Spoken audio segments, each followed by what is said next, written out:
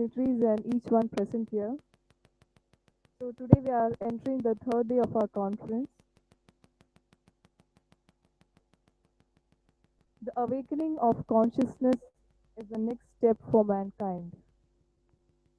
With these words, we'll begin our first session of the day, Life and Consciousness, Modern Scientific and Vedantic Perspective. To begin the session, I would like to request Professor J.C. Mishra, the former professor and HOD of Department of Mathematics, IIT Kharagpur, Pro-Vice Chancellor of SOA University, Bhubaneswar. He is also currently the Adjoint Professor at the Center Healthcare Science and Technology at AISSQ, Shivpur. I invite Professor J.C. Mishra to come on the stage.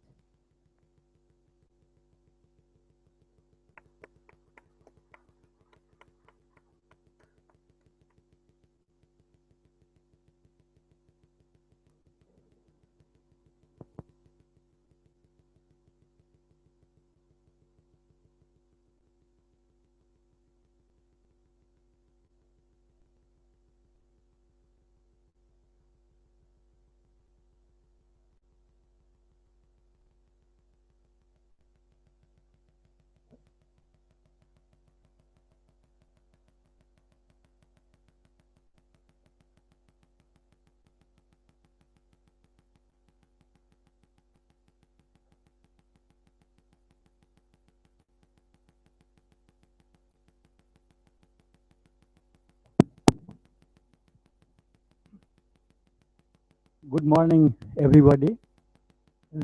Esteemed researchers in this fascinating field on life and consciousness. First of all, I would like to express my deep sense of gratitude to Professor Sudipta Ghosh, Secretary of this conference, and also other organizers of this conference for giving me an opportunity to be here today amongst you. And so, since we are already slightly delayed, without wasting any time, I would first like to request the speakers of this session to kindly come to the dais and sit here beside me. First is Professor A.K. Mukhopadhyay.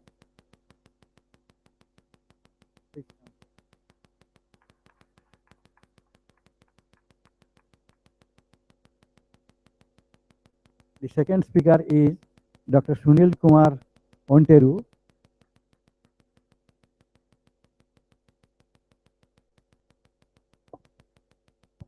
And the third speaker of this session is Professor V.K. Goswami. Actually, the actual speaker is Professor Subhash Mishra from IIT Guwahati, but he could not arrive, and therefore, in his place, Professor Goswami will be talking. Now, it's a matter of great pleasure to introduce to you the first speaker of this session, Professor Mukhopadhyay. Please wait a second.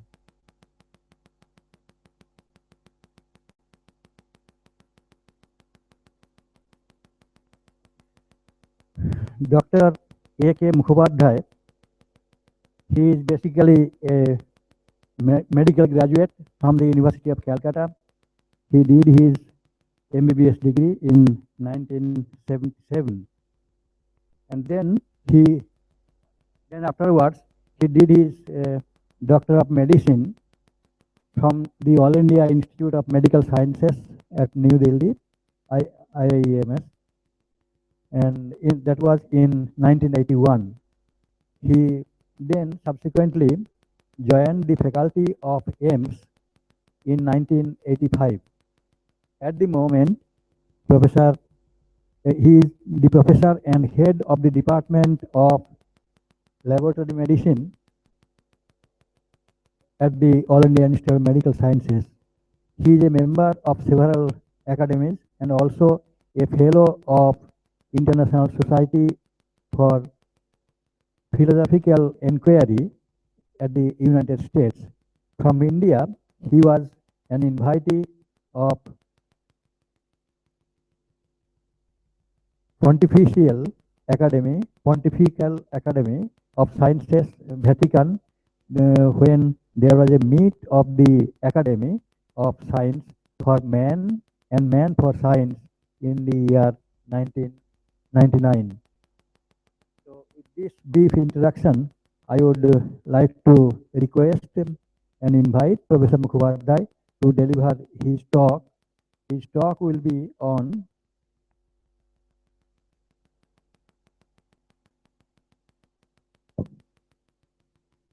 consciousness within science, from signal to will and from will to consciousness.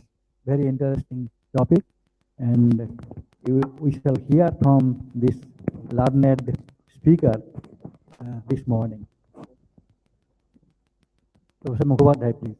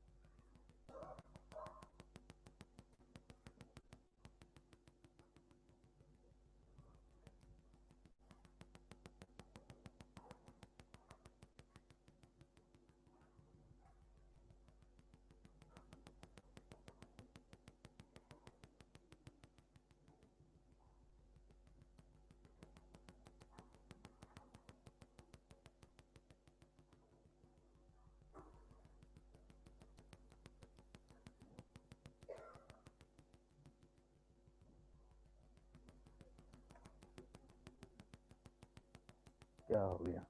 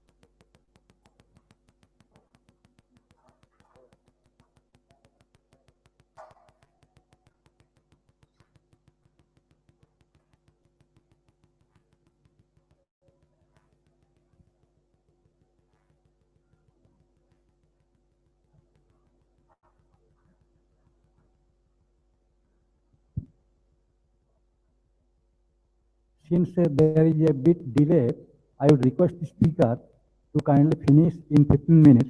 Then the next 5 minutes will be kept for discussion. If you can, please try to finish in 15 minutes. Yes.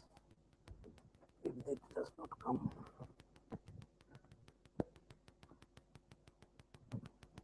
No.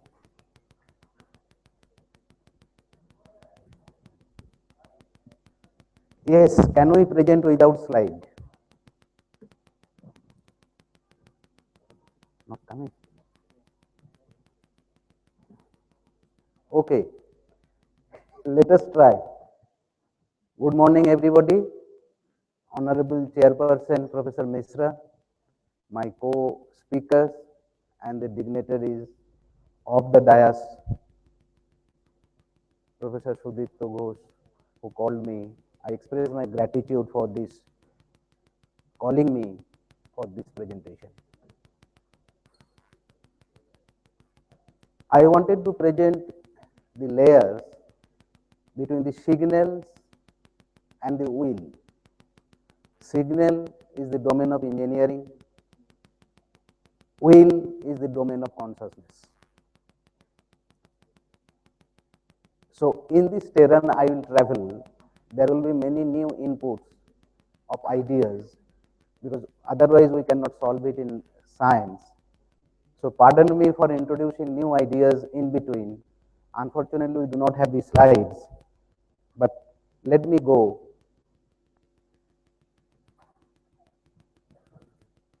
A couple was just going out to book a flat, and a black cat crosses the way.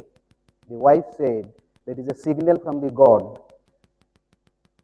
signal of the will of the God, not to go there to book the flat. Now, who is right, who is wrong? Here is the dilemma. Is it the signal of somebody's will? Now, if you look at the marvel of the signaling is in the robotics. The best part, robotic surgery, the robot in the Mars looking for life, but robot itself is unconscious, does not have any feeling, does not have any cognition, does not have any emotion. It is all run by a person who is sitting here on the earth. Look at the dangerous side of the robotics, two dangers. One is war weaponry, and second is robotic sexuality. But in both the cases again, the button is not with the robot, but the button is at the hands of who is running that robot. So there is a self outside the robot. Now, if we start from there, even in the body, all the cells of the body function now as cell signaling. Signal come from cell membrane to inside the cell, from one cell to another cell. So all this biological textbook now or journal is loaded with cell signaling procedures, as if signaling is all. And there is everything is happening automatically without involvement of other elements which we talk in spirituality, mind, self, life, consciousness, etc. But between this signal and this will, there are many layers. The first is, a conscious person can only will, an unconscious, non-awake person cannot have a will. So consciousness is necessary for will. That will is designed for a purpose. The next layer of nature is the purpose. Purpose is the following that, the phenomenology is designed, that how to execute that will for that purpose.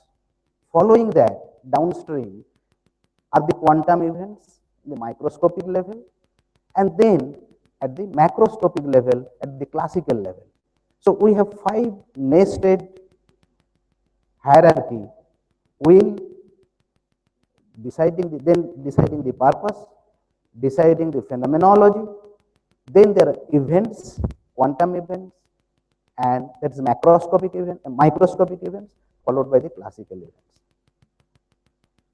Now, who are the player in the event? Now, for the local science, the players are energy, time, matter, and space. Energy, time, matter, and the space. These are the local domain of local science.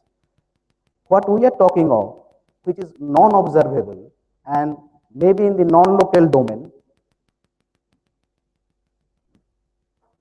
maybe in the non-local domain,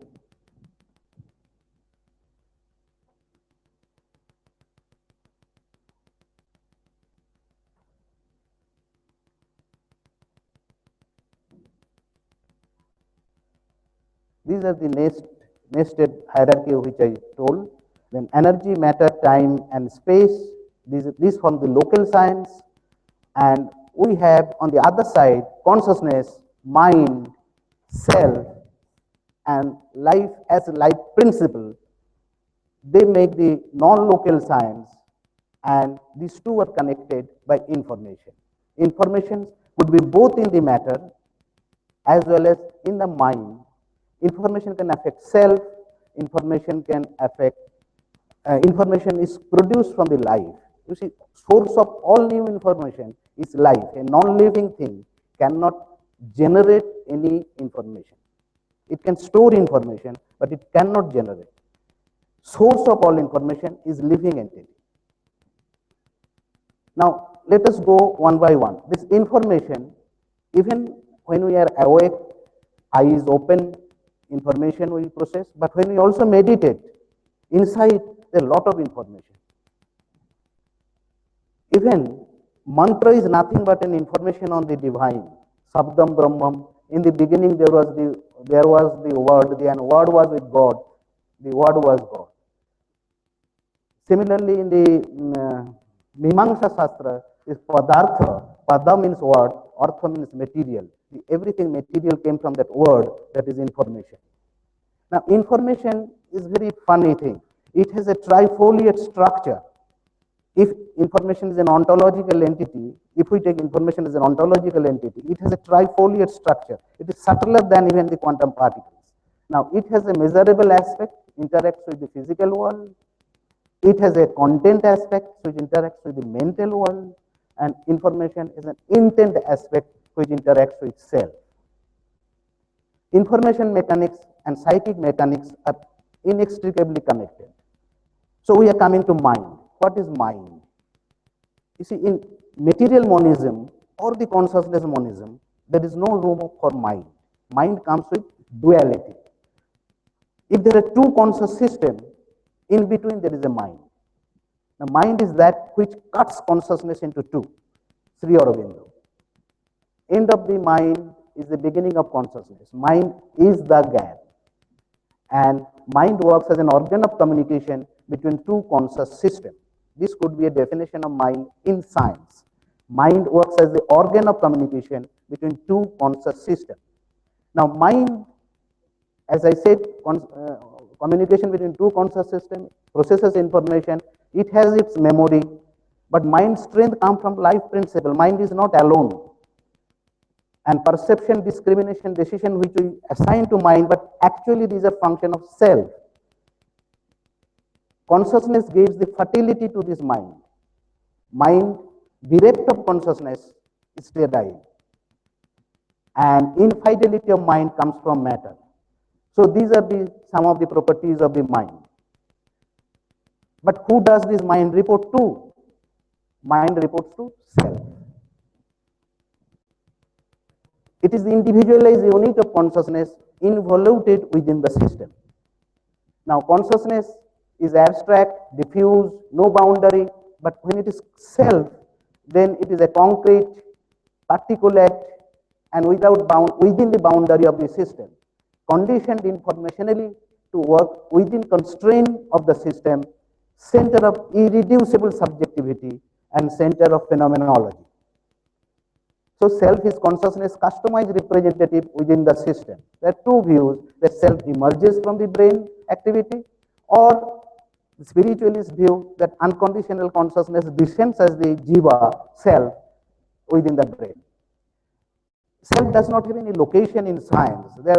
It shifts from one area to another area. According to the necessity of the executions of the will, it catches up different connectomes, that is neurons. But these scientific American, they say, where is that?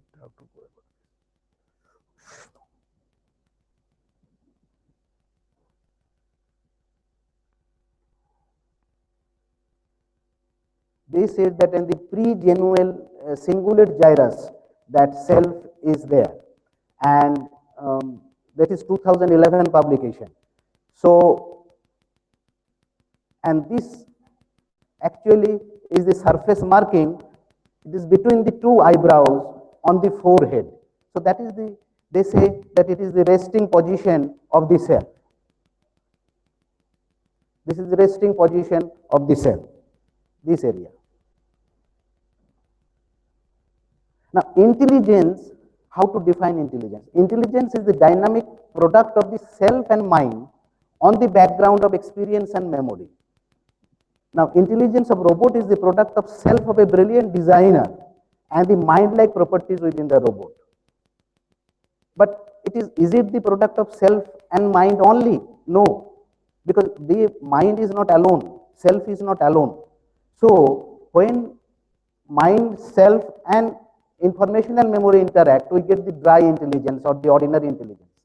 But when episodic memory also interact, we get the phenomenal intelligence, we can call it moist intelligence.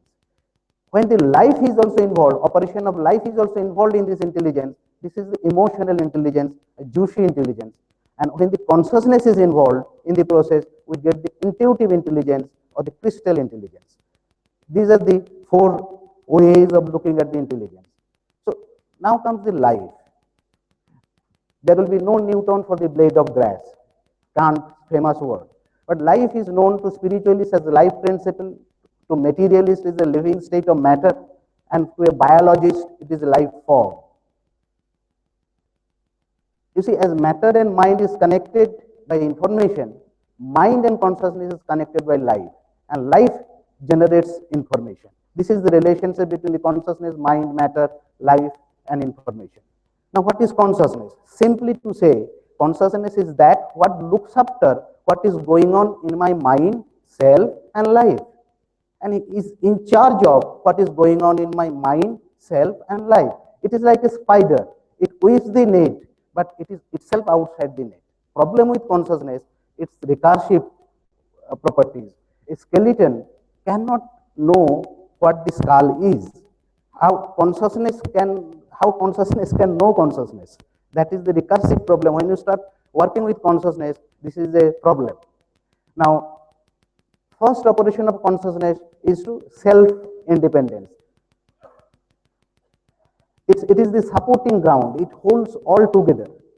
And it is a participating ground. It brings the order and coherence. I give an example from a medical science. You hit my head, I fall unconscious. My everything is functioning. Mind is functioning inside. Information processing is going on. My heart is beating. Even my self-sense may be there, but consciousness is not there. So every other operation falls and cannot operate.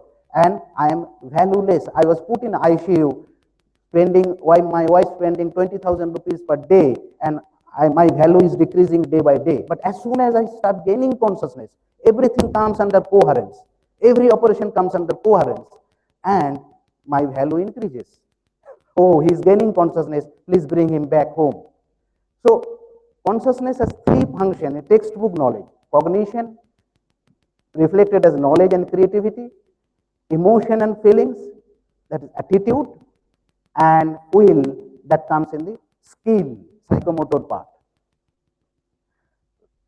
We just missed that slide before. So, neural network says that these are the hidden layers. Now, what are these hidden layers of this neuron?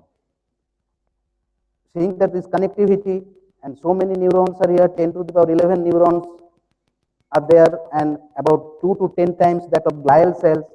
And what could be these hidden layers? That's the problem. So this is now the brain or nervous system processes both signal and information. Please try to make a difference between signal and information. When this is a reflex action, whether it is a monosynaptic reflex, stretch reflex, or it is a very complicated binocular rivalry in the eyes, there is no passage of information. There is passage of signal. Why I am trying to tell you, you will understand from my next slide. But when it happens to the cerebral cortex, this is the cerebral cortex, 5 to 6 millimeter thick, and loaded with neurons, not only neurons, but loaded with glial cells, astrocytes. You see this, these are the neurons arranged in layers, and these small cells, these are nothing but the astrocytes. They constitute about 2 to 10 times more than the neurons. Now, the signal is the energy in space per unit time. This signal conversion to information, to bring some meaning in it, we require the mind. Signal is nothing but a frequency of energy, space per unit time, but it requires some energy. Now, as this energy is not observable, let me categorize it as a dark energy. I'm not sure whether I'm right or wrong, but it requires some energy, and as it is not visible by any means, so let me categorize at this stage it is a dark energy. And this dark energy is contributed by light. This is the presentation I gave in AISSQ, which was held in National Institute of Science, Bangalore in 2012. There I presented this, I introduced this dark matter, dark energy and light principle and Higgs boson concept. One can go through this figure and find out whether there is some substance in this construction or not. Another 4 minutes, Professor. Another 4 minutes. So, this self, mind, information, life act together. Now, information as a form inside, which is brought out by the mind as a form and energy, space, time, and energy. So, when information is converted to signal, this is energy is again required. You see, there is a circumstantial evidence in the brain. This dark energy, if directly goes to neuron, then it will damage this neuron. So there is an astrocyte filter. One neuron is supported and protected by number of astrocytes. Every synapse is tripartite, and astrocyte neuron mosaic is like yang and yin. They have lot of cooperative activities.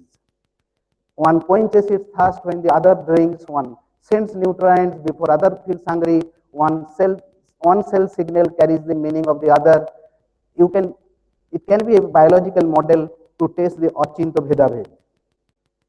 And psyche is not a monolithic structure, so psyche has a 5 operations interlinked with each other, influencing others: operation of information, operation of mind, operation of self, operation of life, and operation of consciousness. So if you look there, that let us start, everybody understand mind, and mind works with information. Information is produced by the life. So this forms the triangle that the nature world, they, others, etc. What is this world about? Now, there is an operation of self with experience and memory, and this is the intelligence working here. And it is creating the I, me, and mind, sense, the ahankar, false ego. And then, when the operation of self and operation of life is joining with the consciousness, operation of consciousness, it is creating awareness and the awakened state. Consciousness mind is directly connected with the signal, so there is a hotline connection, and then they are also connected this side. So I think the essence of my presentation is this, that psyche is not monolithic. We have told that psyche is one, but psyche consists of mind, psyche consists of mind, psyche consists of memory experience, psyche consists of information, psyche, life principle, self, consciousness, and each interaction producing different behavioral response. Thank you very much.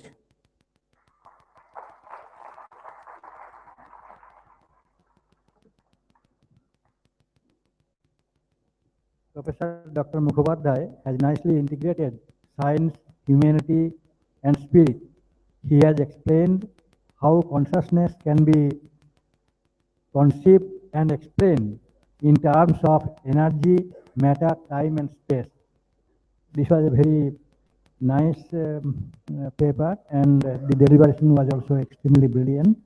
And I would now invite if there is any question from the audience. Professor Mukhopadhyay will be glad to answer them. Yes, please. Morning, sir. It's wonderfully explained. From Vedantic perspective, I've been given the understanding in a simple term that consciousness is the symptom of presence of soul, what you call it as life. Then consciousness, when it does the function of discrimination, then it is called intelligence. Consciousness, when it does the function of thinking, feeling, and willing, three activities, then it is called mind. And when consciousness identifies itself with the body, then it is called illusion. So, what is your take on this? This is what you said is the Vedantic view. I have no conflict with that view, but what I am trying to do that how to build up from below upwards, the bottom-up approach, and then whether it really works with the Vedantic view or not. This is my construction, the way I think, and the research can go about. But what you were saying is already been said, nicely written down in Vedanta. So, all right, I have no conflict with that consciousness. But if you look at any textbook of neuroscience or consciousness, they do not talk about that. So my presentation is only to how to go about from bottom to up by saying that. Any other question?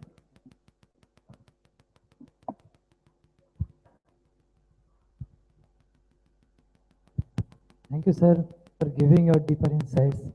Sir, you described the different types of intelligence like dry intelligence, moist intelligence, juicy and crystal intelligence. So how do we understand, can you give some examples? How do we understand intelligence in? Different type of intelligence you described. Yes. Like dry intelligence, moist, juicy and crystal. How do you understand? Can you give, like, people are having different types of intelligence? Yes, that is what I was telling, that when it's just you, your mind and your informational memory, reading books and you are memorizing something and you are associating with this information, that information. So that is the dry intelligence. Commonly we know about this intelligence. But when you take a decision depending on your episodic memory means something has happened in your life. There's an episode. And that you have, it is also memory, but that episodic memory, when involved, then means it is your life is involved. This is slightly juicy, and many people will not understand that why did you take that decide in that way. Then comes the involvement of the life, operation of life, emotion. Life brings the emotional force. Now, when this decision-making process is involved with the life, the output is more than the input. Emotion is always like that. It is diffuse. Many people do not understand that he is emotional, but he always speaks the truth. An emotional person never tells lies. Really emotional person, but one can again abhinay kar sakta hai inke bare mein after knowing that. So a true emotional person is always right, and he is bringing out something, a decision that he wants to or she wants to do it. So this is the emotional intelligence, the decision. And following this, when the self, life, mind, experience, and consciousness is also involved, that is intuitive intelligence. All are involved. And what decision you take, suddenly it cannot be explained that why did I take this decision. This is wisdom or intuitive intelligence. So, sir, is there any relation between consciousness and intelligence? What is the difference between? Means is there any relation between consciousness and intelligence? Like consciousness evolved. You see, intelligence and mind we work with, मन और बुद्धि, जद्दापि मनोधत्सो मोई बुद्धि निभाषय, श्री कृष्ण अर्जुन को बोल रहे हैं that you give me your mind, you give me your intellect, then I will reside in you. Mind and intellect is our tool. We do not work with consciousness. Consciousness does not work. Consciousness only supervise, supervene, intervene, keep the things order, just like the director of the institute. He has not to do anything. He has a lot of organization inside. So consciousness is at the top. But without that consciousness, everything will be incoherent. So, sir, highest level of intelligence is crystal intelligence. Highest level of intelligence is crystal intelligence. That's what you are trying to say. Crystal intelligence. These are just name or word. You see, highest is also a word. Now, intelligence will have different grades. You see, for understanding, we have made into 4 categories. But even every category, there will be many grades. Thank you, sir.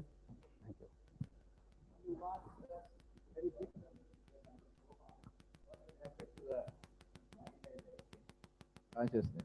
Yes, I was just giving that example that when we just lost consciousness, so look at a patient who is developing unconsciousness and going into a deeper stage of coma.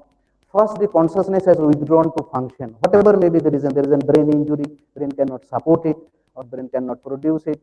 2 views, okay, but consciousness is not able to function. But mind is still functioning. That person is still processing information. Mind processes information. So all the informations are being processed. Life is beating.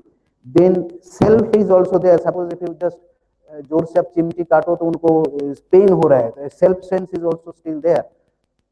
Then when it goes into deeper level of coma, the mind stops functioning. Next, mind stops functioning. Now, how will I know that mind has stopped functioning? Clinically, when he passes urine and stool in the bed, sphincter control he loses.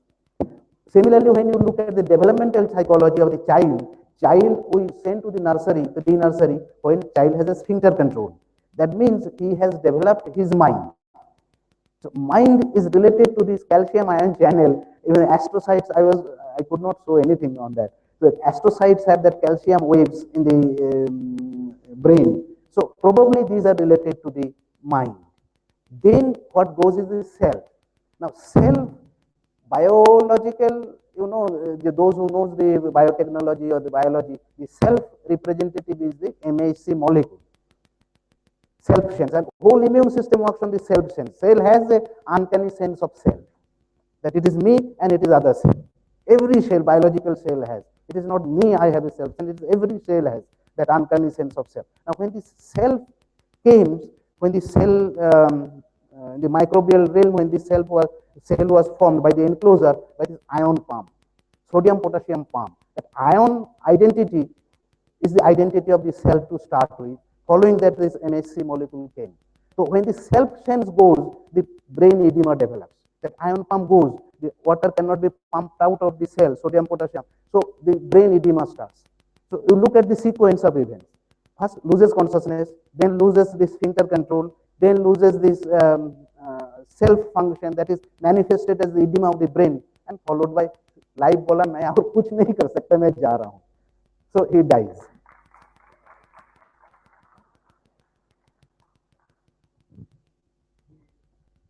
One more.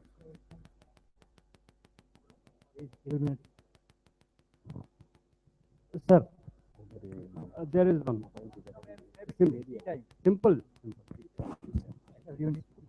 We are already delay. Sir, can you explain the dark energy? What is the dark energy you are mentioned in this slide? 70% of this universe, 70% of this universe is darkness. 20% is darkness.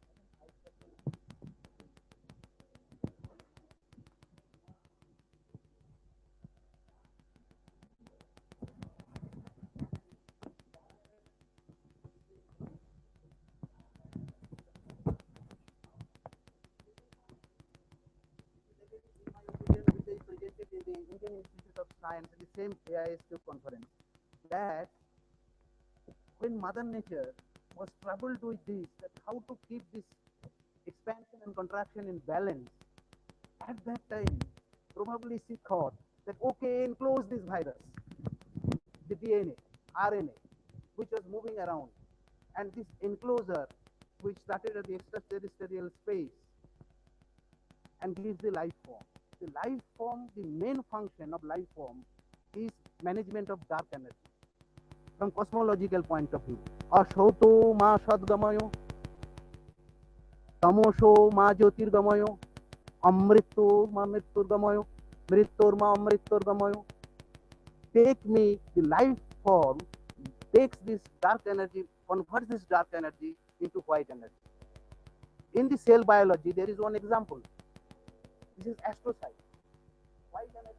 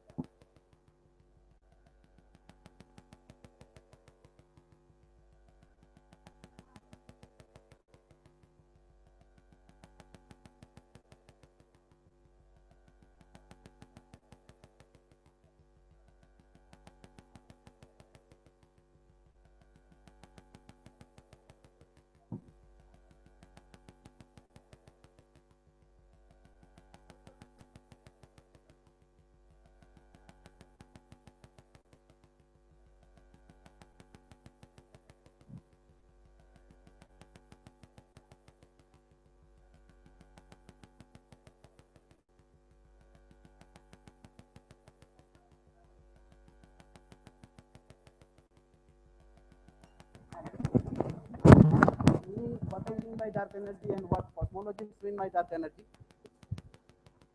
that again has to be seen. So for us,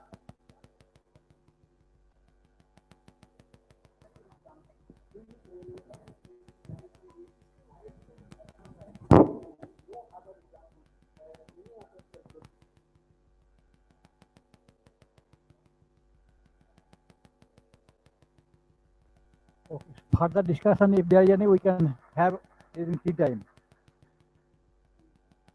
Second speaker of this session is Dr. Sunil Kumar Onteri.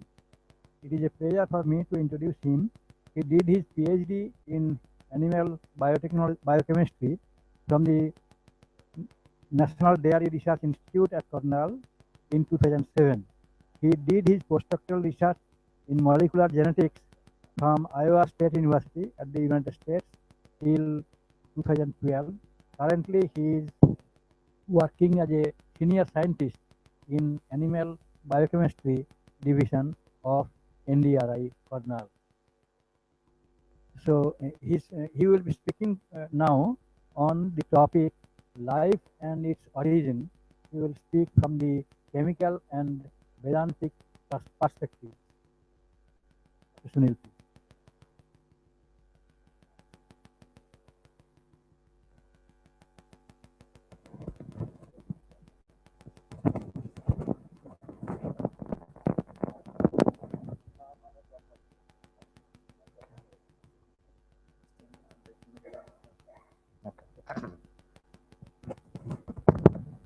Audible. A very good morning to all here present. This is a great opportunity for me to speak on this particular topic, that is life and its origin, chemical and Vedantic perspectives. According to the New Scientist magazine, there are top 10 unanswered questions in biology, especially in science. So these are, if you see this, the top question itself, that is, how did life begin? And next, there are so many questions, but if you see another question, that is, what is life? So basically, there are two major intricate questions which are unanswered in science. Those are origin of life and also what is life. So let us try to answer these questions in different perspectives. And for that, first we'll go to the molecular concepts of life. By seeing these molecular concepts of life, we can make further questions and try to answer those questions. These further questions are, is a chemical evolution life, is the DNA molecule life, or is the genomics life, or is the RNA molecule life. Let us see these things one by one. The basic assumptions in chemical evolutions of life, these are the three major assumptions. The first assumption is the hypothetical primitive atmosphere must have been either reducing or neutral environment. That means at that stage, there may not be any oxygen at that environment. So in that environment, simple molecules like amino acids, purines, pyrimidines, that are the simple biomolecules that those things might have synthesized first under the influence of this ultraviolet radiation, electrical discharges, radioactivity, thermal energy, and so on. Later, these simple molecules, they coalesce together and form big biomolecules and then finally the cells. These biomolecules may be like protoproteins, protonucleic acids, and other protocellular components that results into the formation of cells. So these are the three major assumptions in chemical evolution of life, and these assumptions were supported by very seminal classical experiment by Uri Miller, and who synthesized this amino acids from the mixture of ammonia and also methane, hydrogen, and water at 80 degrees centigrade by using water vapor and also some electrodes to simulate the sparkling. So, by this, we can assume that yes, the molecules can be synthesized in this reducing environment. But what is the other scientific facts? Whether at that environment, can you see really a reducing environment, or whether oxygen is present at that particular location of, on the earth? Some of the evidences says from geology, geophysics, and geochemistry that there was no evidence for that kind of reducing atmosphere. For example, this is irradiating, highly reducing atmosphere. They generally needs to produce some hydrophobic organic molecules. I think last 2 days back, another professor explained that there were some hydrophobic molecules at that time, but the earliest rocks did not show that kind of evidence. Similarly, the theoretical calculation of that is indicated that the dissociation of water vapor might have happened by this ultraviolet radiation that might have released enough oxygen in the history of Earth to create an oxidizing atmosphere rather than the reducing atmosphere. So this kind of fact can be realized by Stanley Miller himself in one of his talks. He says that we really do not know what the Earth was like 3 or 4 billion years ago. So there are all sorts of theories and speculations. The major uncertainty concerns what the atmosphere was like. This is a major area of dispute. So under the assumption of reducing atmosphere, the amino acids were synthesized at that particular experiment, and also that supports the chemical evolution, but still it is under the dispute.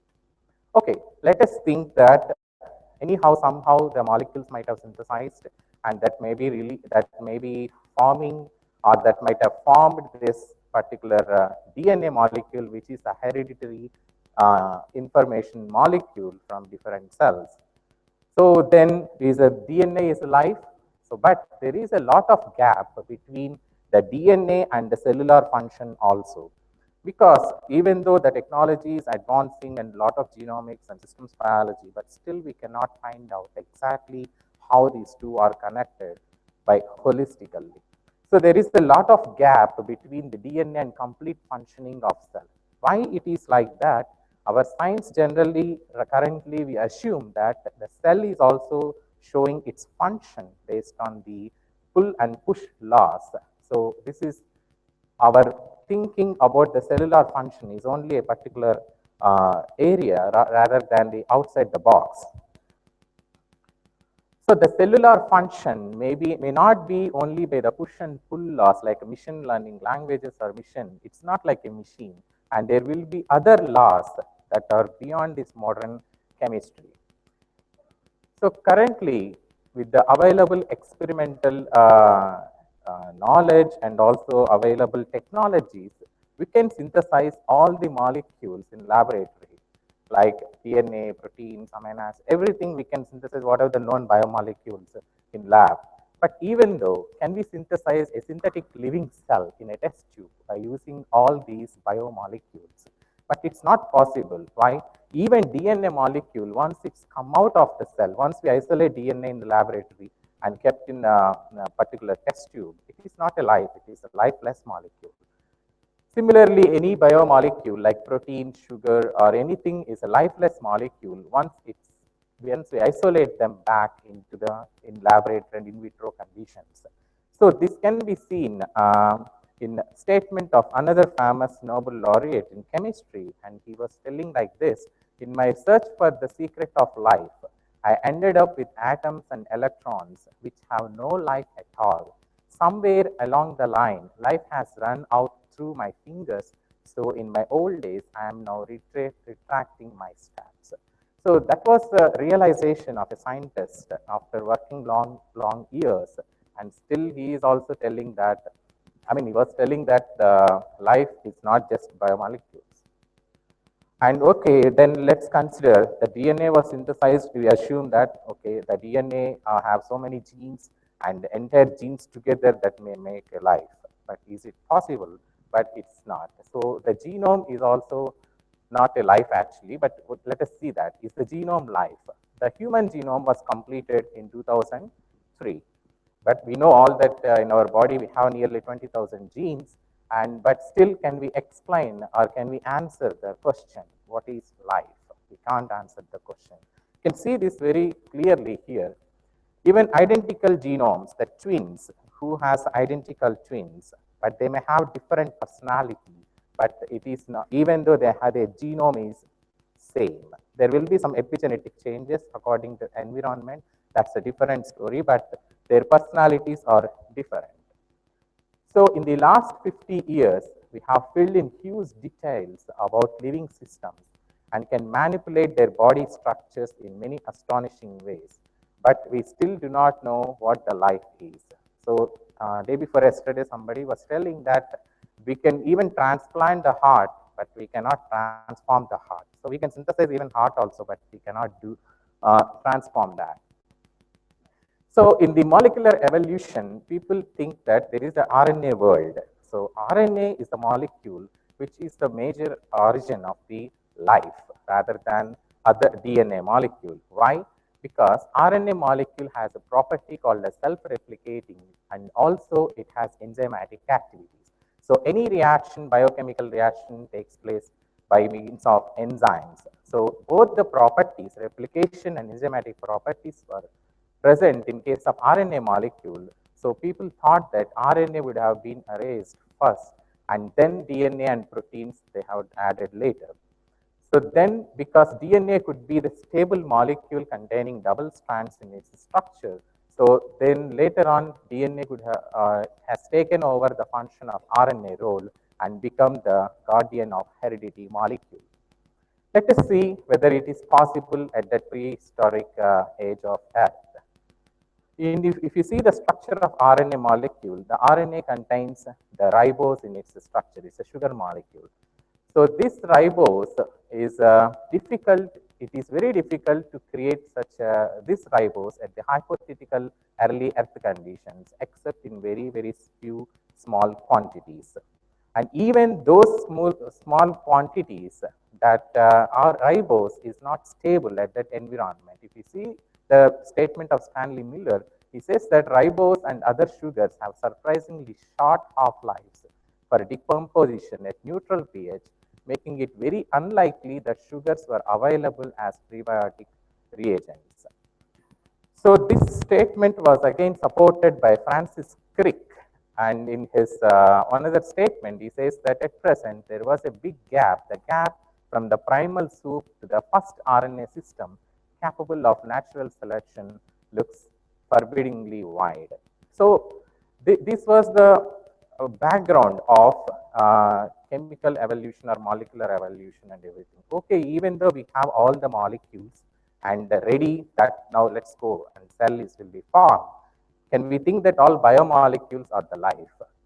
Again, this is given by this Werner Arber, that he says that He's a famous molecular biologist, basically, and he's a Nobel laureate in physiology and medicine also. He was telling that although as a biologist, I must confess that I do not understand how life came about. To me, auto-replication of a macromolecule doesn't represent life. Even a viral particle is not a live organism. It can only participate in the life processes. So life could be beyond the assembly of a bag of molecules. So this life could be beyond the assembly of bag of molecules. This can be visualized by glimpse of some of the mystical facts of life. If you see this, 4 minutes. so what are the molecular operations that are responsible for doing this kind of activity? Suppose when we are enjoying the music and symphony and everything, so what is making us to be happy in that way? Similarly, when we see our close friend also, what is the molecular operation that can explain those kind of things? So if you see mother's love also, which molecular mechanism in any animal that explains the mother's love? See this squirrel, it can jump with very precise timing or perfect timing and accuracy from one tree to another tree. So what physics it studied that we don't know. Similarly, if you see the cuckoo, who tells to cuckoo to lay eggs in the crow's nest? Which molecular mechanism explains this? So the life is beyond the molecules. It cannot explain molecules cannot explain each and every life processes. So even in spite of those things, even we believe that chemical evolution is a major thing, it has a lot of implications on our life. These implications can be seen from the life of Charles Darwin himself. We see this, but now for many years, I can't endure to read a line of poetry. I have tried lately to read Shakespeare and found it so intolerably dull that it nauseated me. I have also almost lost my taste for pictures or music. The loss of these tastes is a loss of happiness and may possibly be injurious to intellect and more probably to the moral character by enfeebling the emotional part of our nature. So when we are behind only the material things, obviously, or the chemical evolutions and all those things, we may lose that emotional part as well. So what are the laws that are beyond this material nature that will help to understand the life? Generally, most of the scientific practices or theories, they are based upon the relative descriptions. In many experiments, we keep control and experimental. It's all relative. But the goal of real science is to understand or seek out the ultimate principles of underlying reality. So everything from past 200 years, we think that all these science we can keep in the mathematical formulas. But is it possible? Let us see the functions of cells. In every cell, we have nearly 200 trillion molecules. And these molecules, they work in a coordinated manner. And every reaction occurs in a precise timing and have function. So what makes a living cell perform all these seemingly purposeful chemical reactions, and which chemical theory or mathematical problem that can explain these molecular level in the dynamic manner? And what is the wave function that can explain such a phenomena? So as per Vedantic paradigm, that material science cannot explain, even systems biology also cannot explain that. So as per Vedantic paradigm, the ultimate cause of all the phenomena, including life, is the absolute truth, which have certain features. So what are those features? The absolute truth exists, but it is not fully conceivable to human mind. Both the material science and Vedanta accepts this. So it exists invariably throughout the space. The both school of thoughts, they accept this. It doesn't change with time. So absolute truth doesn't change with time. So both schools accept. It controls and is the source of all manifestations. The Vedanta accepts rightly, but material science also accepts with some clause. So it exists as a unified whole. That material science doesn't accept this, but Vedanta accepts this. It possesses the attribute of consciousness that is also accepted by Vedanta, but not material science. It corresponds to the fixed mathematical expression. This cannot be accepted by Vedanta, but material science considers it. And the perception of absolute truth is limited to matter and material energy only. This was the view of material science.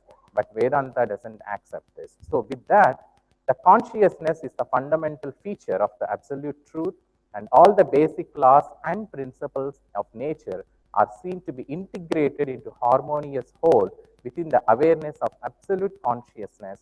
Such absolute truth exists as one unified sentient being, which appears to be lie outside the realm of experimental observation. So, the higher order of laws are psychological in nature, they do not fit sensibly in the mathematical framework. So, according to the Vedanta, this absolute truth or conscious being is the source for both the material, inferior material energy and the superior spiritual energy. The material energy consists of subtle elements like mind, intelligence, false ego, and gross elements like earth, water, fire, and air and ether, and superior energy that consists of spiriton or soul, which has the three important properties. Those are the full of eternity, full of knowledge, and full of bliss. So, according to Vedanta, also the unmanifested primordial matter or sum of total material elements was in the form of Pradhan, and it was expressed in the form of Mahatattva in the manifestation cosmic universe. From Mahatattva, the subtle energies like Sattva, Rajama, and also Tamas, they are goodness, passion, and ignorance came into the picture, and from there all the great gross material manifestations happened. So, our science deals with mainly matter, but not with life. So, what is the life then? The life is a spiriton is the fundamental spiritual particle of life, and it is a quantum of life. It exists in unlimited numbers, cannot be created or destroyed, and possesses the property of consciousness and free will, and it also has personality. So, this true science is beyond the realm of material science. So, biology basically deals with the interaction of the spiriton and the matter, and modern science believes that spiriton is an emergent product of evolution of matter, but it is actually other way around, so which is not correct as per the Vedanta.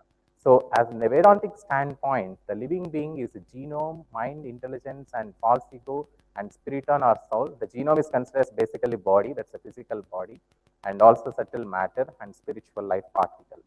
So, this body is controlled by senses, and senses are controlled by mind, and mind is controlled by intelligence. Intelligence is controlled by consciousness.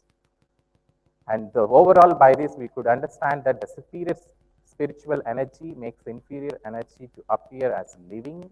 And this, because of that, the living life has two other properties, such as the consciousness and free will. And because of this consciousness and free will, the life gets some certain qualities like its tolerance, honesty, love, sacrifice, humility, self-control, and responsibility. And with these qualities, the aim of life is to achieve the natural state of soul, or to achieve these three properties. And this can be done by the process of self-realization. And by this, based on the consciousness, even Vedanta also has a kind of evolutionary model, that is, the lower consciousness is present in case of trees and plants, that is called as covered consciousness. The worms, insects, and other animals, they have sunken consciousness, and human beings, we have budding consciousness. People who are inquiring about absolute truth, they have bloomed consciousness, and self-realized souls, they have fully bloomed consciousness. With that, the life is coming from life, that's the spiriton only, it emerged from the big soul, and spiriton is a non-material spiritual particle which makes these matters alive. Consciousness and free will, these are the fundamental properties of spiritual particle. So, the aim of life is path of self-realization, or to come to the stage of Satchit and Ananda, to achieve the stage of happiness. Thank you.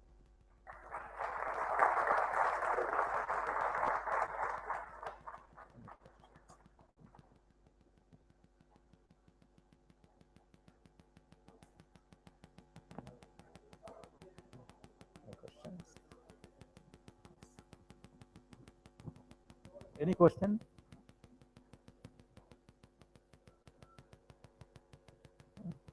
You explained that body is controlled by mind, mind is controlled by intelligence. Then intelligence is controlled by soul. Consciousness, yes, soul. The soul is controlled by anything, or any, soul is under the anything.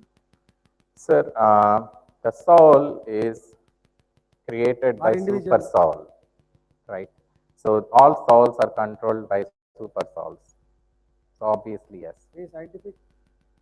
How we can think? Vedanta itself is a scientific treatise. It's a great We are literature. explaining both. No? So how we can prove it? So souls are controlled by something. Yes, soul contains two properties. That's what I said: consciousness and free will. According to the free will, it will go on. Sir, I am a teacher. If I am a teacher, I am teaching in the class. The topic is origin of life. Okay. So how can I teach that? What is the actual Origin truth of, of origin of life? sir, as per Vedanta, it was created by God. That's the truth. The reason is we can consider, why can't we consider Vedanta itself is a scientific thing? It's also like leisure paper. They are also non-material scientists who compiled this. Let me just make one comment. First of all, congratulations on a Thank you, sir. fantastic review and in reductionist science and the metaphysical interpretation of life. A few comments I have. I mean, you talked about the Urey-Miller experiment and so on, and said that the organic molecules, the amino acids and so on, are a very far cry from life, which is something that I endorse 100%. But the essence of life, really, in terms of chemistry, is the information content of all the macromolecules that are involved in a living cell, right? And to this day, every attempt that has been made to synthesize life, even the most primitive life, from non-life has been a dismal failure, right?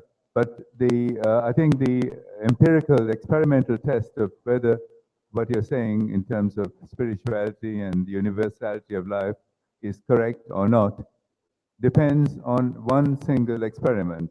And that experiment is to show that life is everywhere in the universe. And without a doubt that this has to be shown to be the case, that life is a truly cosmic phenomenon. And I think in the last 2 or 3 years, we have come very close to establishing that as a fact. We have evidence both from biology on the Earth and also from experiments that have been done in the stratosphere, in comets, and so on, that life, at least in the solar vicinity, in the vicinity of our planet, is everywhere. Life in a very primitive form is everywhere. And if life of a primitive kind is everywhere, then I have to assume that advanced life leading up to the highest levels that you talked about of cognizance and intelligence and so on, that life is also a universal cosmic phenomenon. You cannot have the simple components of life without having the convergent property of life showing up in very, very many places. So I think that is something that maybe you should add in your next talk, that there's a growing body of evidence suggesting that life is a truly cosmic phenomenon, empirically testable and testable even here and now. Yes. And that would establish the connection really beyond the shadow of doubt, the connection between the highest levels of intelligence that you talked about, the highest levels of cognizance and knowledge and wisdom, and the life that we have here on the earth. Thank you. Thank you. So we thank the speaker once again, Dr. Sunil, for his highly illuminating talk. The next speaker of the session is Dr. V.K. Goswami. He did his PhD from IIT Kharagpur, MS from the University of Wisconsin at the United States, and he also did postdoctoral work at the University of Illinois, Chicago at the United States. Dr. Goswami worked at the Space Science Engineering Center at NASA, at the University of Wisconsin, USA. Also, he delivered special lectures at the United Nations and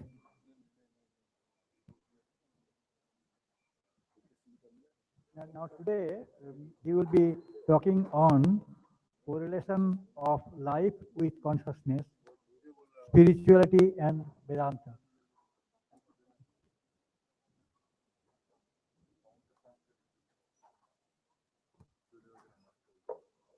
Take 15 minutes.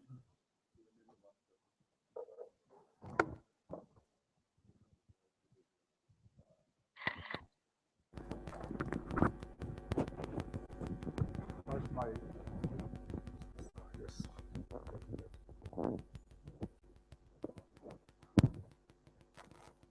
You have to put from here. This one, you just will change this right. Moving on. Well, good morning to everybody. First, my salutation to my own institute and Institute of Technology, Kharagpur, and go ahead to the gate, His Holiness Dr. T.V. Singh and Prabhupada. Well, I got an assignment yesterday because 45 years back I used to sit in the audience all the time and used to get assignment professor. And Dr. Surata Ghosh gave me assignment yesterday to speak on this topic. So I was thinking that what should we talk? Because this is the conference leading with the thesis, that is your life, then consciousness, spirituality. I was trying to find out, can there be a correlation of these three things? How the life can be correlated with the consciousness, spirituality, at the same time, your Vedanta. Well, you put on auto. Well, in short, I was trying to comment that if you see very deeply, life is just life and conscious. They are the part of the same point. There cannot be life without conscious, and if there is a conscious, if there is a life, there has to be a conscious. Similarly, if you take in the wide aspect, the spirituality, what Vivekananda defined was the science of, conscious is the science of spirituality. Or rather, he defined in another way also, spirituality, the science of spirituality, or is the consciousness. What point is, if you see deeply, all these three things, these constitutes in the life, that is spirituality, Vedanta, and consciousness, all are common. Only one difference, the other things are perishable, while consciousness is unperishable. That's what they said. That, and for me, the life, if you ask me, will be, we start with our culture. There is a Sarve Bhant Sukhna, Sarve Santan Rama. So what our point is that if there is happiness in the life, sorry.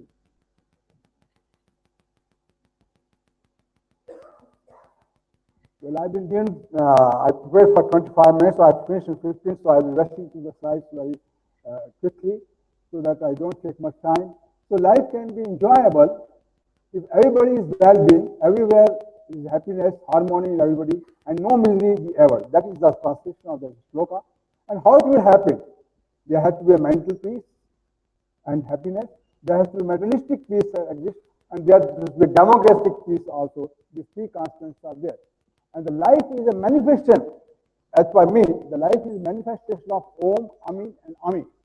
And that's what our culture, Vedanta, taught us. There is the Vasudeva Kutumbam, there is a family and the one God, and there are many religions in the world. And all religions, they only one aim, they give you the peaceful life, they pray for the peace. These words have different spellings. So I'm coming to that if you see, all this, if you see mosque, is a 6-letter word. If you see temple, it's a 6-letter word. If you see church, it's a 6-letter word. If you see Gita, it's a 5. Quran, 5. Bible, 5. But all they lead to only one page, Vasudeva Kutumbakam, and the happiness for each and every human being. So all that we are one, we are children of one God, and these faith, if you ask me, I don't call the religions, these are different faiths. You just manjil ek or rahe alag. You just get the eternal peace, eternal happiness, and for that way things are there. I don't know if it's going automatically. However, I have tried to be a mechanics of life and consciousness. Though spirituality conscious, that is inner soul. Consciousness that is inner soul, or antratma, what you call it. It has to have the, sorry if you can, because that is interrupting me, because I have to skip so many slides. So if I am having my own control, that would be better. Okay, we are talking the mechanics of life and consciousness. Spirituality, that is inner soul, it has got lots of these qualities already has been mentioned. Free will, use of consciousness, capacity to experience pleasure, pain, joy, suffering, emotional, aesthetic feeling. These properties are a bigger part of life and beyond the scope of materialistic science. In my definition, if I have to define life, thy name is struggle, struggle, thy name is life, and where strength ends, there strikes thereof. If life is definitely fixed with the life, the moment you stop doing action, either you are not struggling with the life will not exist. This is the mantras of life everybody has to live in. This is a quantum mechanism of consciousness, what Werner Heisenberg has told. There can be no doubt that consciousness does not occur in physics and chemistry, and I cannot see how it could possibly result from the quantum mechanics. Yet any science that deals with living organisms must lead over the phenomenon of consciousness. This is what we define. So my aim is first I will just give the brief introduction of all these four things, then only we can correlate all these properties. Typically I was saying that consciousness by Vedanta. What is? So it's an internal, immortal, indestructible by any kind, what said in the Gita, Nyanam Chindanti Sastrani, Nyanam Dhati Papka, Nyanam Chindanti Shoshati Marta. So this is the consciousness what we talk. And the origin of life, this has been already given, the theme of peace and harmony. These are linked not just external way, because of the origin of the life is a mystery. And it's very important once next to this is Jnana Romana Rome. In the 2004, when the international conference took place on spirituality, that's the time the gentleman has talked about like this. I think it's getting very much disturbed.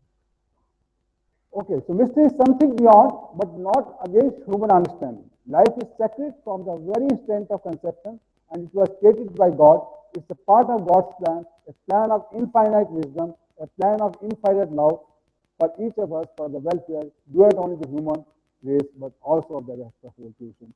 That is the faith what Christians teaches us, and this was given in the same conference by Father. Now, life by Vedanta or Spiton, I will not go beyond. This is the great saint, His Holiness has told. But well, in short, since I have derived the equations from here only, so Vedanta is an ancient science of India and is the replica of Hinduism. What is Hinduism? So, Vedanta, if you ask me, what I have put the equation is the V is the Vedanta, H plus I plus N plus V plus U, where H stands for humility, I stands for integrity, N stands for nobility, D stands for divinity, and U stands for understanding. So Hindus were the first religion which has taught Sarve Bhantu Sukhna. Everybody should be happy. Hence, the life as per this, if we derive this equation, is with B plus M plus C plus H plus H. That is, where H is the Spiton, as it has been told in detail, and all people sitting here, devotee of Bhakti Vedanta, they know all these things. C is the consciousness and is not a function of brain. Remember, the consciousness is not a function of brain. So as per Vedanta, C is two types, universal and individual. So this is a question which I have tried to put it for the life, how the life will form, how the life will originate, and this was the Vedanta equation which we have to do. This is purely I have endeavored to complete the home assignment given to me. It's on I will already my previous speaker has done this, so I skip this. Now, in my view, if you have to be having a good life, you have to be successful in life, and the only person, this is the Rig Veda, only person that having iron type of vibration can strength energy. At no stage of karma does he ever hesitate. It's a karma which has to be done. And when we come to the final equations of correlation, we will find karma is a constant quantity. So this is a old hard work, persistence, presence, and never quit idea. If these are things you adopt in your life, then your life will be peaceful, happy. And one has to have a target-oriented approach with passion. You have to have passion. And then only you can achieve the goals of life. Now, consciousness by Vedanta. How the consciousness has been defined Vedanta? According to Vedanta, consciousness is living energy and fundamental quality of particle and purely spiritual. Again, I will speak because the previous speaker has covered this. This I took from the book of the fourth proceedings of this. And this is what I mean. If you have to have the successful life, you have to have a watch. I'm really talking about this watch. Watch, W stands for what you should, what you know about the words, you should what you know about your attitude. You have to have a positive attitude, and you should have also, just a minute. Okay. So you have to have what? Clear purpose and clear attitude, strong relations in communication, trust, confidence, accountability, and leadership. So this will be affected by competition, innovation, globalization, and this Einstein success equation what he gave, S equals to X plus Y plus Z, where S is success. And this is a great man talk. You have to dream in the life if you have to have a successful life. And this is what I taught. Success mantra was words. You have to watch for your words. You have to watch for your actions. You have to watch for thought and purpose. And of course, you have to be good health. Without good health, you can't have a good life. In my view, spiritual life is budded by 5 Gs. You have to have a very good commitment, conviction, courage, grace. An ambassador of spirituality has to be a successful quality leader. You cannot be a good spiritual one. So what? This is a famous saying which you have also heard. A spiritual guru or a spiritual leader should always create and he should never destroy. He always wins, never doubt. He is a successful person, not a victim. The capacity and knowledge to help the people, and that's what is a spiritual guru. The guruship parampara which we have. And this again, the motto of life should be: you should always do your duty, and then the people suit you. You do not to suit anybody. This is some of the things we are now driving. Life and spirituality. Spirituality is the science of consciousness. It's the great science. Ambassador of East to West, Swami Vivekananda said this. In other words, the science of soul that is such for truth. Hence, it's an eternal, immortal, indestructible, by any kind of weapons, fire, omnipotent. Actually, I have read all the Vedas, things, and I found the essence of all these things you want to have, that is the Bhagavad Gita. Everything has been summarized there, and no part of life has been left to get epic. So again, the spirituality is an agnostic presentation of Vedic knowledge. This is the conceptualization of specialization. To conceptualize spirituality, 20th century author Henry asked 3 basic questions. Who am I? How do I make a difference? Is there something more? This is a Vedantic spirituality. This is my own view. It's a spirituality ATM. And what is this ATM? These questions apply to every one of us. So are the moments that help us to answer these questions. That's 3 questions. In my view, the spirituality is an orientation of action, thought, mind. That is ATM. I try to be a little simple language. As per Vedas, Word of God. What is Vedas in my sense is the Word of God. There are songs of divine. And songs of divine is nothing, is Gita.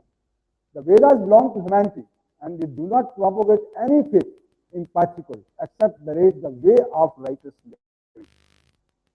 We have talked about Vedanta, so this is what I could think of the definition of Vedas. As the Vedas first evolved from Trans-Indus River, Sindhu, known as India, hence gets correlated with Hinduism, which is not a faith in particular, but the well-illustrated way of life for all the children of God living in one global family of the great Almighty. In other words, spirituality is the God's ATM, which blesses only when one inserts the card of karma. the money. God will not give you all this. This ATM only works when your karma card is inserted in that. Hence, let's do our duty honestly and live a good life. That's what Gita says. How spirituality leads to cheerful and spiritual life. Have the distance, don't children, what the Mother Teresa told everybody else. Be fearless. And the main thing in life, you want to be a spiritual person, you control three things. Your anxiety, anguish, and anger. If one can control these three things, you will attain to the spirituality. If these things are not, and the periods of Takshara used to be anger, this was win by anger by pardon. If you have to get off anger, you have to be forgiving of nature. The spirituality and Vedanta. So as we talked about characters, respect all the faith, do not hate any other faith, serve with love, give. This is what I feel the motto is. God gave us two hands, one to receive with it and one to give with it. Believe me, more and more you give in life, you get more and more. So it's better to do what you can give to the others. Now the materialistic life through three eyes. If you have to attain, if you have to live the materialistic life, you really require to have improvement, innovations, and inventions. Unless these improvements are there, things will not have. And correlation with improvement, innovation, invention. If you have to see, this satisfaction is placed by question. What is, if you have to be innovative in mind, you have to have the curiosity. You should not be satisfied with your efforts. You should keep on working. So the innovation has to be directly proportional to your curiosity. 4 minutes. And the main thing, if you want to be life, the another relation which we could find out is that we could find out that if you have to have a good life, peaceful life, then the peace is inversely proportional to entropy. More entropy is there, the less peace will be there, and the life will not be peaceful. We all know entropy, all practitioners are sitting high. In the simple word, is the disorderliness. You remove the disorderliness from this world, and you'll find the happiness and peace, and the life will be good. Life and its origin, these things I will not go into, this already has been discussed, but in the short, I would like to tell you, if you have to, life and reason, what is the peace and harmony, for that you have to do all these things. And if this is removed demographically from the Mother Earth planet, then the peace will be made. The general monastic life, this LM equation and spiritual life. I've tried to derive two types of equation. What should be the equation? How to get your materialistic satisfactory life, and how to get your spiritual satisfactory life. Of course, this will be your spiritual life should be what I feel D plus N plus C plus H plus S, which we already talked. And materialistic life will be, again, we cannot be life without conscious. This has to be there. Only which is missing is your action. So this is materialistic. Again, life is inversely proportional to entropy, what I talked about. Since the life peace is directly proportional to satisfaction, if a satisfied life, there will be a peace. Life is directly proportional to success, and this is how the equation has been developed. And where A, when you remove the sign of prosperity, the A, that is action, that has to be constant. If you don't act, nothing will happen. And finally, I complete my 15 minutes with the great couplet of our Ravindra. And this is a life where the mind is without fear and the head is held high, where knowledge is free, where the word has not been broken into fragments, my narrow domestic walls, where words come out from the depth of truth, where tireless striving stresses storm, and finally, Hare Rama, Hare Krishna, and God bless.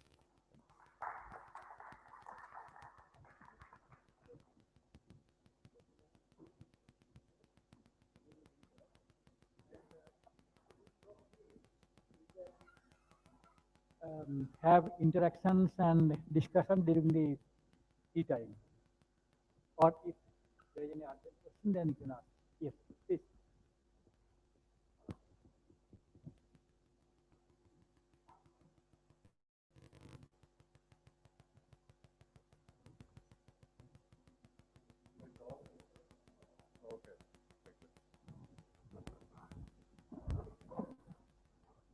I agree with you on the ways of healthy living and all that.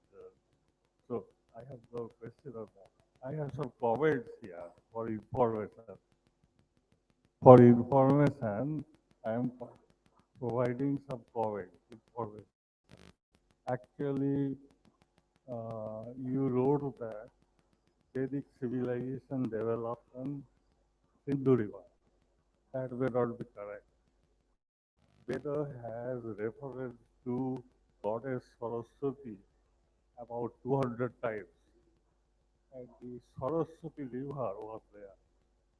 Sri Krishna actually traveled to Dwarka, used to travel by Saraswati River. Now, it was being fed by the river Jamuna. Sometime due to earthquake, the link between Jamuna and Saraswati got disrupted. So Saraswati bed dried up. Now, no one knew where it is.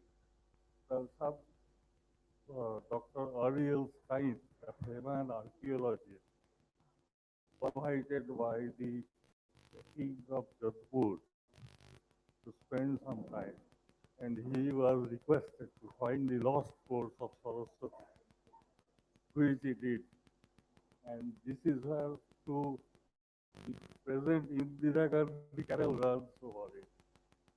And later there are many evidence. It was a very wide river, and satellite imagery has shown very wide and all that. Now, the Saraswati River was found, and now on the course of Saraswati River, a site was found by archaeologists, Kalibanga, about 3,000 to 4,000 years old, Harappan civilization, and they found Vedic altar there. So, my contention is perhaps the whole Vedic civilization developed around river Saraswati. And as I said, Sri Krishna used to travel that route. So this is an information I would like to pass over. Thanks. I will take more references from you after this. Very kind of you.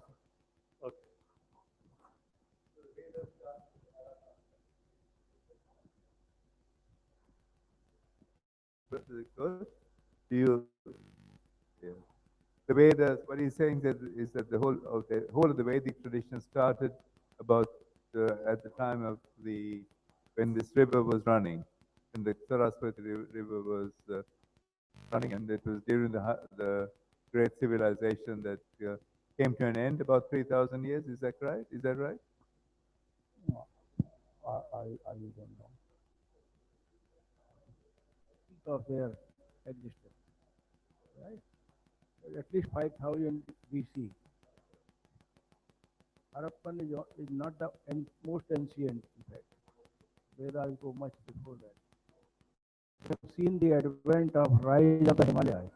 There are descriptions in the Vedas where Himalaya is not mentioned, but the Vedic rishis have seen the rise of the Himalaya. It was sea all along at that side.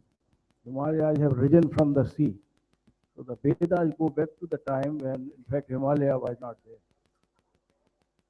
That's why it was called a Deepa, which is island. India was referred as Jambu Deepa. Geological time goes to millions of years. Yeah? So that is why we say that the life is a journey from Anant to Anant. It cannot be confined only to 3,000-4,000 years of human life. It's difficult for the rest of the world to assess this, but fact remains that if you were here for 4.1 billion years on this planet, how could it be that human beings are only just recent few years?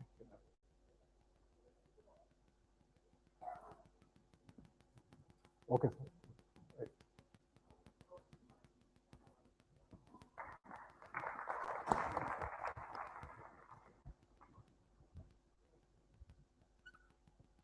Hello. Sir, good afternoon. I want to, myself, Arnab Sanyal, and I am coming from Haldia. I want to say something to about this theme of the conference. So can I share the stage? I would request to share this.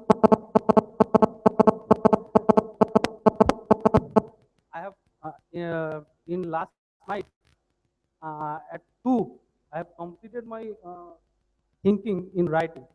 So, and after that, I have come here to share my views regarding this.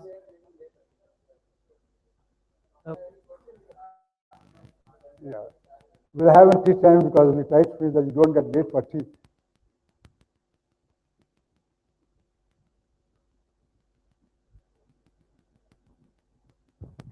So we are thankful to all the three speakers for their nice deliberations and also for the esteemed members of the audience for the very useful interactions. Thank you all. Thank you, sir. There's a small announcement. Dr. B.P. Harichandra, is he present here? Dr. B.P. Harichandra. Okay.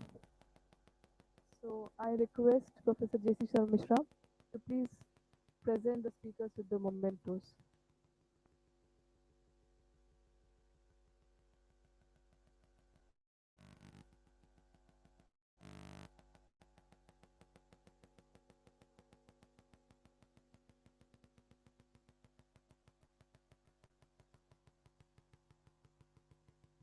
Dr. Ekini Kupadhe.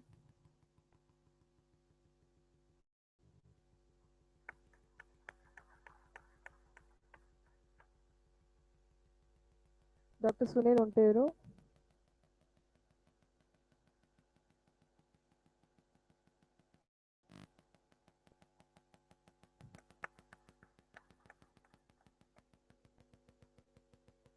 Dr. Goswami.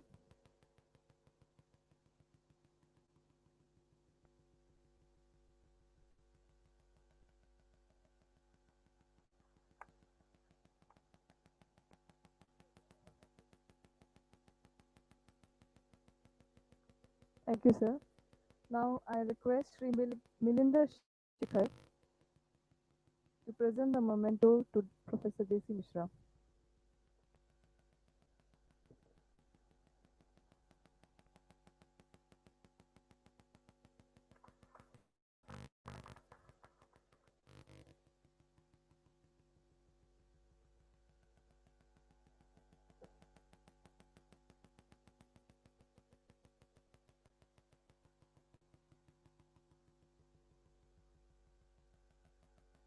We will be continuing our next session.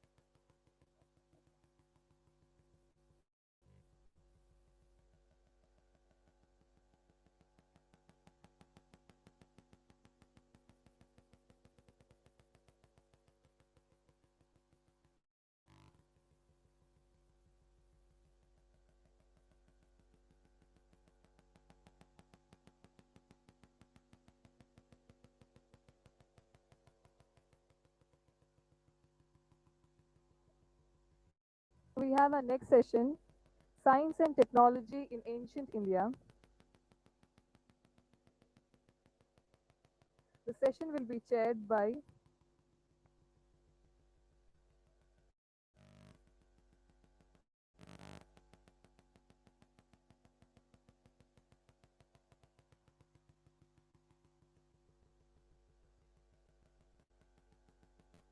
Professor Madhu Chakraborty, ex-director of IIT Bhubaneswar.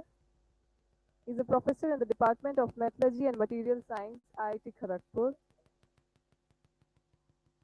I request Professor to please come on stage and conduct the session.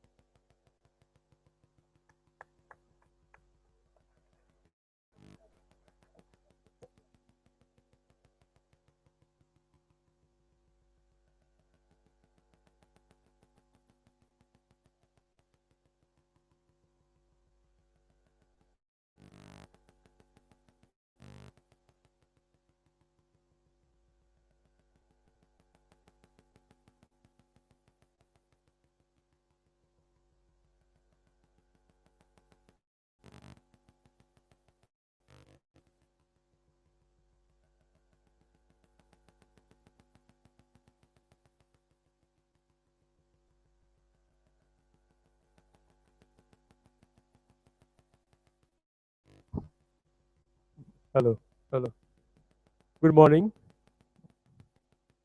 We are going to start the session 13, Science and Technology in Ancient India 2. And we have a couple of speakers in this session. So I'll now, before we start the session, I'll request all the authors, all the speakers of this session to come on stage, please. Professor B.R. Desai, Professor, Department of Civil Engineering, IIT, Kharagpur.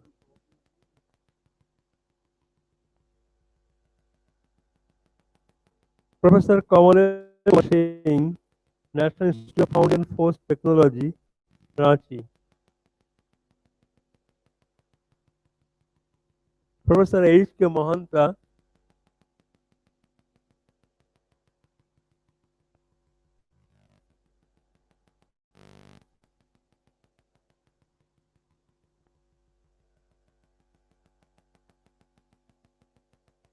I think Professor Padar Pati is not here.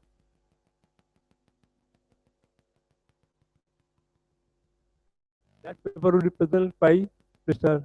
P. Pavan Kumar. Please come and take your seat.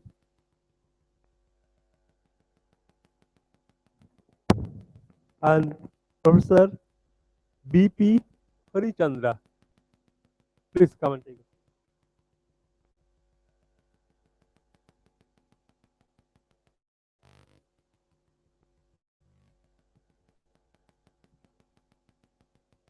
So we have 1, 2, 3, 4, 5 papers in this session, and time given is up to 12:40. We are already late. It was supposed to start at 10:30. We are starting exactly at 11. So I'll request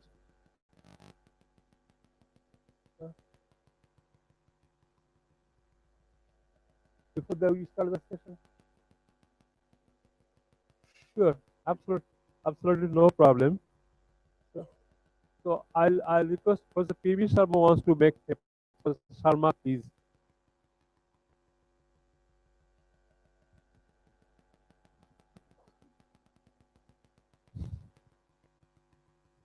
My apologies from you for interfering in between the start of the next session. But the point which was raised in the earlier session, if you remember about the historicity of the Vedas, I thought I must leave behind a few references so that we can ponder over them. By the time we meet again next year, maybe we would like to have a presentation on the historicity of the Vedas from the scientific point of view.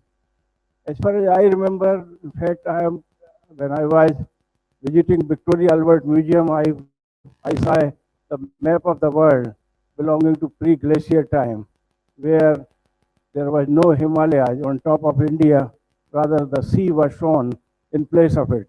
In fact, the rise of the Himalayas could be very well traced from rising from the sea. This is the point I made earlier. But the important point here to realize that we have to contact our geologists, our geotechnologist people, and work out the time when the Himalayas have risen from the sea, and go to the time prior to that and to see whether we can identify some places within India which could be flourishing with Vedic culture at that time, and then look at the history from that angle. I also want to leave behind in your mind one critical reference which is important. I'm sure some of you would at least know Arthur C. Clarke. At least Professor Bikram Singh would know, because Dr. Arthur C. Clarke was an eminent scientist of the world who discovered the communication satellite. And his, there is a very famous book, in fact, which is called Files from the uh, Files from the what they call the note, the pages from the files of Arthur C. Clarke, published in the form of a book. And there, Arthur C. Clarke, in fact, made many discoveries which are not known to many people. One of them was a skull, human skull, which was totally transparent, which means it has become a crystal. So a human skull which has become total transparent crystal. We know as science and engineering student that it becomes fossil first, and when fossil ages much longer, it may turn out to be a crystal. So a human head which is in the form of a crystal, a natural human head belonging to an age, he worked out in fact the age of that crystal human head, and that was going to millions of years uh, from now. It means really speaking the existence of human beings exactly, and the skill was looking as good as that of Dr. Sudeep Kumar from IIT BHU. So it was not like a deformed one where you can say looking like ancestral monkey or something, like the teeth, the jaw, skull, and that too totally transparent like crystal. And there are several other things in that book. I request you to look onto the, go to the Google and see. The book is available, in fact, uh, pages from the files of Arthur C. Clarke. And that reference, I think, for a crystal human head could provide another clue to go beyond the existence of the Himalaya. I wanted to leave these 2 points. We will discuss this in the next conference on the historicity of the Vedas. I will also do some work before I come. All the best to you, sir. Thank you so much, and my sincere. Thank you, Professor Sharma. So now we start this session. We should finish this session in about one and a half hour. We have 5 authors. So I'll request the authors to please stick to their time. Do not put out. So if we take about 15 minutes or 3 minutes for question and answer, we should be able to finish in 1.5 hours. The first author is Professor V.R. Desai.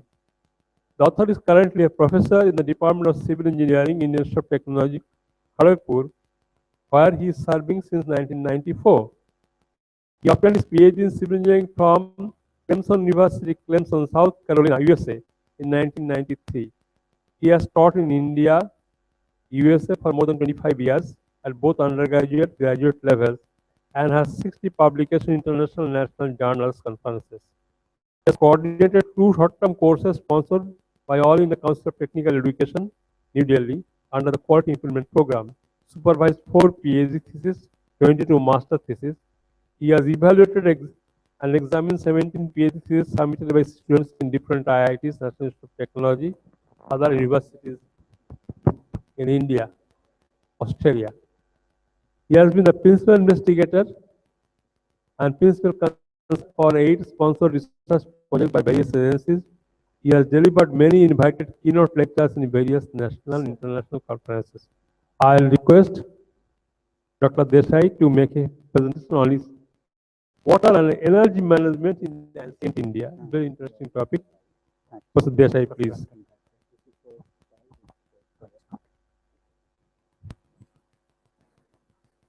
Dhanyawad, Professor Chakravarti, for your introduction.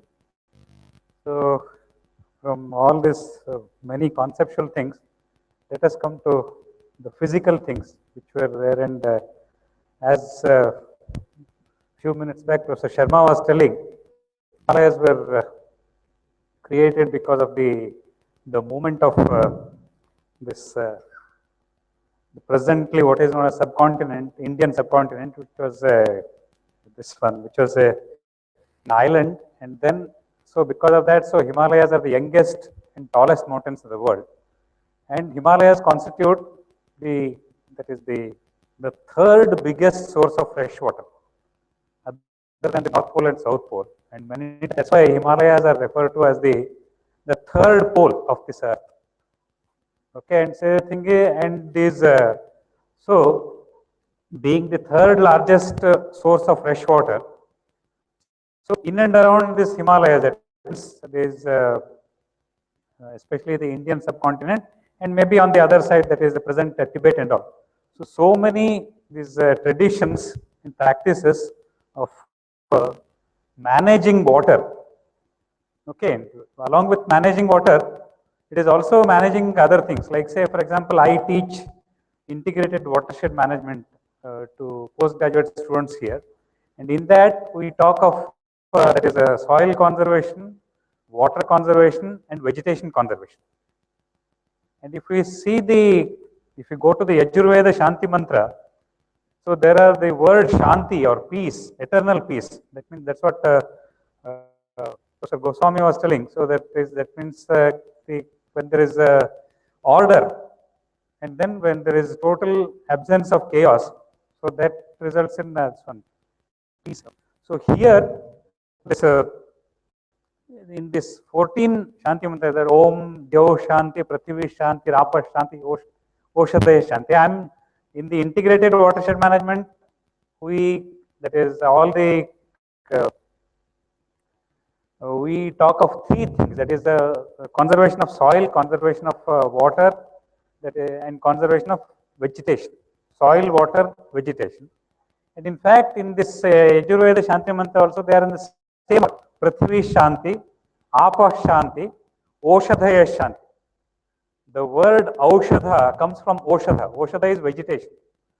So in the ancient times, all the medicines or all they were derived, they were plant derived medicines. That's why the Aushadha word has come from the word Oshadha, that represents plants. And of course, there is Antariksha.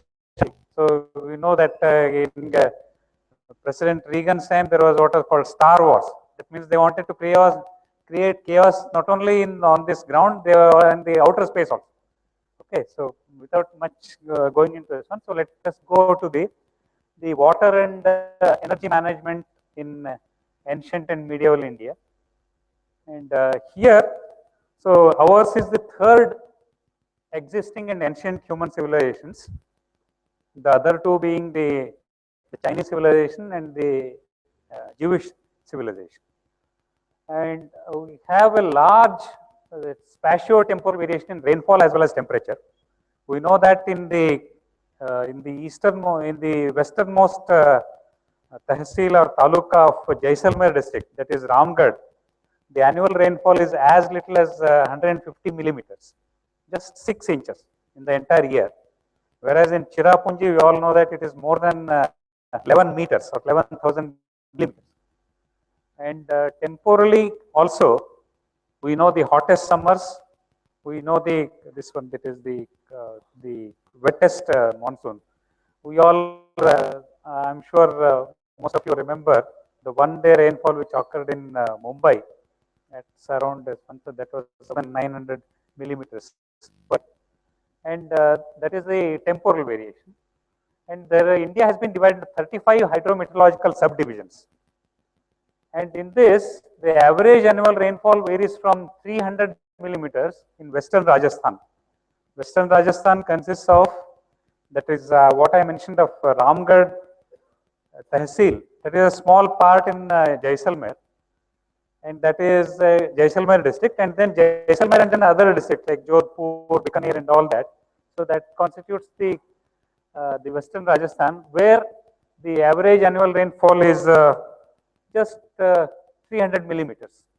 And then this coastal Karnataka, so presently constitutes only 3 districts. Earlier it was just 2 districts, that is North Canara and South Canara. And now that South Canara district is bifurcated into South Canara or Dakshina Kannada and Udupi. Okay, so these 3 districts, that is especially it is the smallest area. There the annual rainfall is as high as 3,500 millimeters. So you can see, even in terms of the subdivisional meteorological subdivisions, there is almost 1 to 12 times variation is there.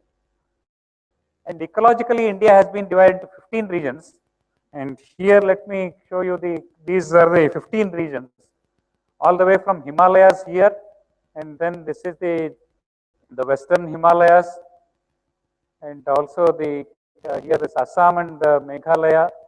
Okay, and here the northeastern some hill ranges, and then this is the central highlands. This is the desert, western coast. This is the eastern coast, and then here so this is the western Ghats are there. Just next to this one. And remember, so here there is one because of the Earth's unidirectional rotation. If you consider whether it is the Indian subcontinents or the African subcontinent or the South American or North American subcontinents, always the tall mountains are on the western side. Okay, so here also the western Ghats are much taller as compared to the eastern Ghats. And these eastern highlands are there. So here also many rivers originate. So these are the ecological regions. And temperature wise also, the temperature varies from minus 14 degrees in Leh, Ladakh, in Jammu and Kashmir, to 42.8 degrees Celsius in Nagpur, Maharashtra. Okay, and in fact, these days it is even it is higher than that. So just in Purulia, which is not too far from Kharagpur, so a few years back, for 5 successive days, the daily temperature, the daily maximum temperature exceeded 50 degrees Celsius. And even in this Ladakh, there is a place called Dras. And Dras is known as the second coldest place on earth after Verkhovnask in the present Siberia, Russia. Okay, so that is the variation in temperature. And coming to the traditional water management practices, as this one, the earlier all these water management practices, the processes were cyclical. It means there is no wastage, because in the modern this process technology, so there is basically it is a unidirectional process is going on. So there will be some products they are because of lack of knowledge regarding the utility, they become waste. Whereas all these practices they were cyclical. So therefore, so these traditional water and energy management practices also dependent on this, the cyclical processes. And to attain water and energy security, we need to re-adopt many of these practices. I am not telling that all the practices should be adopted. There could be many wrong things must have crept in the medieval times or ancient times or even in the modern times. So we should evaluate things scientifically and re-adopt many of these practices with suitable modifications wherever it is feasible. And this re-adoption of the feasible practices with suitable modifications relevant for the modern times can ensure sustainable water and energy resource management. I would say just give a simple example, like say about some 30 years back, I'm sure all of us must have traveled through trains. Okay, in all the railway stations, fresh water was available. Okay, in almost all the railway stations. But now, if you say this one, if you want a water which is this one, which is potable or drinkable, either you have to spend money for mineral waters, or we have to depend on water which may not be fresh because it has a lot of hardness, because it is extracted from groundwater. So there is unsustainable practices emerged in the past 50 years or 100 years, or at the most 150 years. And then, so this next is the average annual rainfall is 1130 millimeters in India, and this is higher than all the continents except South America. South America is known as the richest continent in terms of water. After that, it is the India in general, or the Indian subcontinent, India in particular, or Indian subcontinent in general, where the average annual rainfall is 1130 millimeters. Now coming to, I have already talked about these ecological regions. Now here, say this, some of the typical water management practices and examples in ancient India, like say in Kashmir. So I'm sure many of you must be aware of this Kalhana's Raja Tarangini. In that there are so many these practices wherein this Dal lake, there are so many lakes are there in Kashmir. So these traditional practices, they are mentioned. And here in Baluchistan, so there are what are called Gandarbans. I will go to that one in the next one. And then like in Delhi, we know that IIT Delhi is located in the area known as House Khas. House is basically a stepped well. Khas is basically for, that is a selected people like Diwane Am and Diwane Khas. So like that, so it is a, and then there are many other, like say in near Allahabad, there is a place called Sringaverapura. Okay, there is a very well defined, that is water harvesting structure. In Bihar, there is ahas and pines, and even this zone West Bengal, like here, see, we know that this malaria, now it is malaria, dengue, and so many of these vector-originated diseases. Okay, it started here only once there was a disturbance to the natural drainage, because what used to happen earlier was, by this there were before these rail lines were drawn, so there was a natural drainage. So during the floods, along with flood waters, this fish also used to flow into the floodplains, and then fish used to directly feed on the mosquito larvae. We know that insect has 4 stages, that is egg, larva, pupa, and insect. These 4 stages are there in the life of an insect. So before mosquitoes reach their insect stage, most of them were eaten or consumed by the fish, either in the larvae stage or very few in the pupa stage. So therefore malaria was, and all these vector diseases were naturally contained. So that was the tradition of water management which was happening in West Bengal. Okay, all these things were there. And also this South India, there is a very well defined this tradition of tanks. Of course, even in East also it is like here it is known as Pukurs, whereas in South, in Telugu it is known as Cheruvu, or in Tamil it is called Eri, or in Kannada it is called Kere, and so many these things are there. Okay, and then such all things are there. Now coming to this Ahar and Pine of Bihar. So here basically, so this rainwater is collected with this one obstruction with an earthen embankment, and then so that reservoir is known as Ahar, and then the canals which take off from this Ahar are known as pines. Okay, and then so this rainwater reservoir is used for drinking as well as cooking, as well as agriculture. And see, the thing is that we should understand 2 things. Drinking and cooking requires highest quality of water, and agriculture requires highest quantity of water. Okay, to meet more, if we can meet both these purposes, so then we will cover all the water uses in between, like say that is washing, bathing, or even the hydropower generation or navigation, all these things are there. Okay, so that was ensured earlier. Now coming to this one which I talked about, this Shangavirapura. So here basically this is the river Ganga, and then so here this flood waters of Ganga were channelized through this one. There is a stilling bay chamber, okay, where all the sediment and all gets trapped, and then there is this upstream tank A which is rectangular, and then from here there is a step inlet into the second tank B, and then from here the downstreammost tank is circular in this one. So these are this one after archaeological excavation. These are the tank A, tank B, and then tank C. And then afterwards, the excess water from this again flows back into the river. See how this cyclic process are there. So this was practiced in almost in this 1st century BC near Allahabad. Next, coming to this, I talked about this Gadarban type of stone rubble masonry in Baluchistan.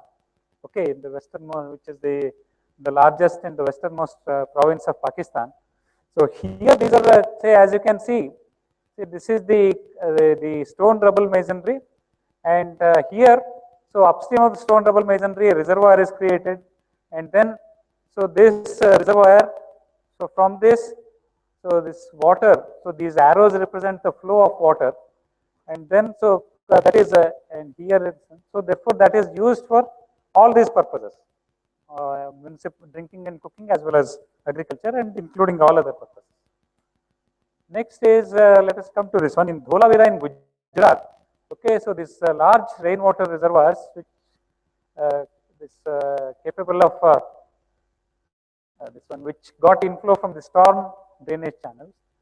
And then, so remember, see how scientific they were. There were apertures for airflow. So they were constructed as early as 3rd or 2nd millennium BC. Dholavira in present day Gujarat. And I talked about this house khas. So this practice of stepped wells is also quite common in Gujarat as well as arid Gujarat and other regions. And in Kutch region of Gujarat, so there are shallow dug wells which are dug in these low depression tanks known as virdas. And I talked about this, the overflow system of irrigation prevailing in Bengal, where malaria was naturally contained. And then this in Bhopal, I am sure many of you must have visited Bhopal. So this, one of the largest reservoirs of that time, with an area of covering 650 square kilometers, and it was fed by 365 streams and springs. So that was constructed in Bhopal in 11th century AD. Okay, and in Maharashtra there were many permanent and then temporary dams called bandharas were constructed out of masonry, and then so these, and they were managed by communities. And since 16th century, and they are known as flood system of irrigation. Now coming to this Rajasthan. Rajasthan is possibly the most water-starved state in our country. So possibly people from Rajasthan know the value of water more than anybody else in our country. So this Jodhpur, which is the three big cities in Rajasthan, in addition to Jaipur and Udaipur. So because it is the westernmost one, so here there is a well-defined tradition of these water management in the through various lakes and all that. And unfortunately, so many of them are in a very bad shape. Okay, so this is the Mehrangarh Fort. Even now, when many of us visit this Mehrangarh Fort, we can see all these water and other water harvesting structures. Now coming to this one, so wherever there was no adequate slope, okay, just I will. So these are the kunds, where natural slope is created and then a reservoir is. Next is the stepped irrigation in this northeast. Northeast has the highest rainfall. So here by this step, that is the terrace irrigation, we can grow paddy. And here this is the bamboo drip irrigation, low cost drip irrigation, which is practiced in Meghalaya and other this one. Next, this is the Grand Anicut, which is existing even now in and around in Tamil Nadu. Okay, so here which was built by Karikala, the Chola king. Next is the temple tanks in this one. You know that this is having a tank of near a temple. You know, even near Golden Temple there is a big huge tank. And then this is the Chikkadevaraya Sagar reservoir in Mysore, built by the Mysore king, and then these are the sluices.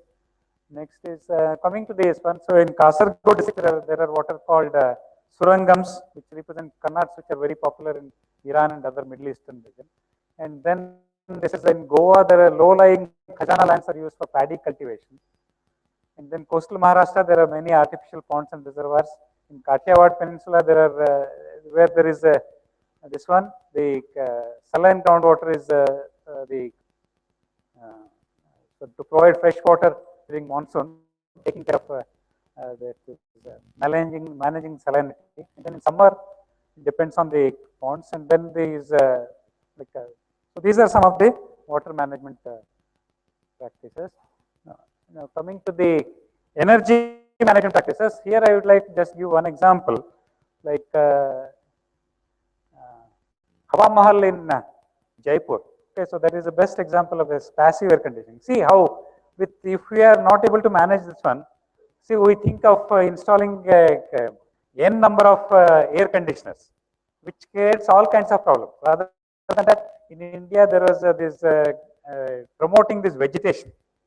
when these trees are promoted, so it will naturally it will give out oxygen, and then it will also give this shade, and all these practices are there. And say this one, that is there is also nakshatra vatika. That means, so there are 27 constellations are there, and each person can identify with a plant which is which represents a nakshatra. So basically, it is a three-way connection, very effective. This one, a constellation or star in the sky is linked with a person who is walking on the earth, as well as a plant which is rooted on this earth. So this is a three-way communication, and triangle is the most stable structure. So all these things are there. So this through these practices, if we can replicate and then modify some of these practices, we can definitely. So like finally, I would like to say that there is samasya, samadhan, samruddhi. Samasya is problem, samadhan is pacification, samruddhi is plethora. So we should move from samasya through samadhan to samruddhi. Thank you very much. Dhanyavad. Thank you, Professor Desai. Actually, we are running out of time. So I think I will allow one question in this. Is there any question, please? Anyone? Yes, that is the one.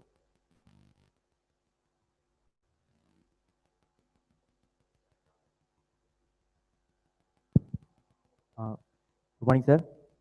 Ancient India, in most of the villages or anywhere, most of the ponds and water tanks were used. In modern civilization, like nowadays, like in since 100 years, we are using canals and channels and all that. So, is that the reason that most of the ponds are disappearing nowadays? And it is also leading to the groundwater level, which is going more down, and toxin, more water, getting more toxin water. So, what are is there any most of the scientists are taking that into note, or are they not taking into it? Actually, what has happened is, till the advent of British, there was a lot of community participation as well as lot of encouragement from the rulers. Okay, and Britishers actually, when the Britishers came, so many of our traditions like these tanks or local village level, that is water conservation for irrigation as well as one. So all these practices, and even these the Ayurveda and all these medicines, household this cottage industries, all these were lost actually, and we are now trying to blindly ape the West. Like say for example, about nearly 2 years back, a professor from Austria, Vienna, was in our department. So the thing is, there actually because of the very strict implementation of the rules and regulations.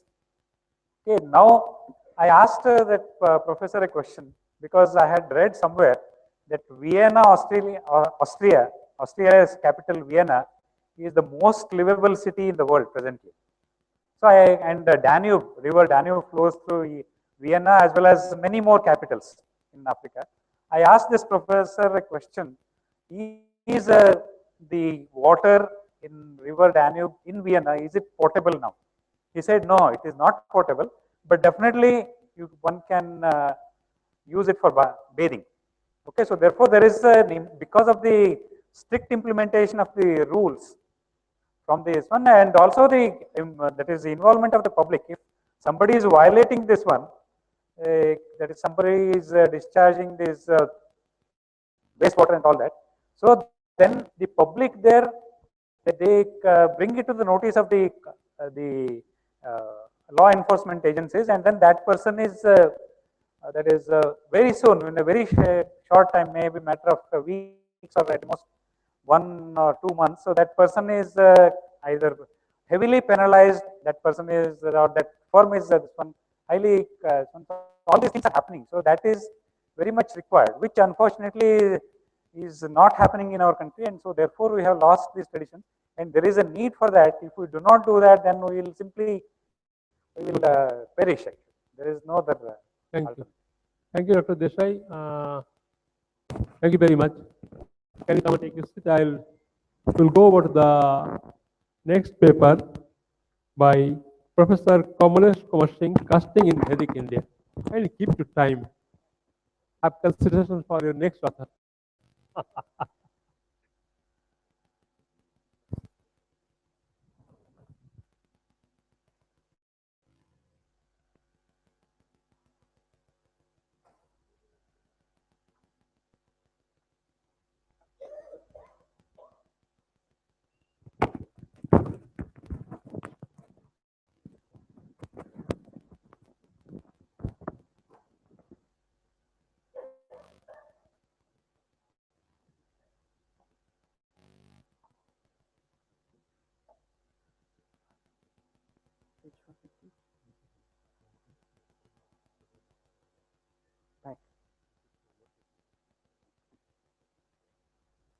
So,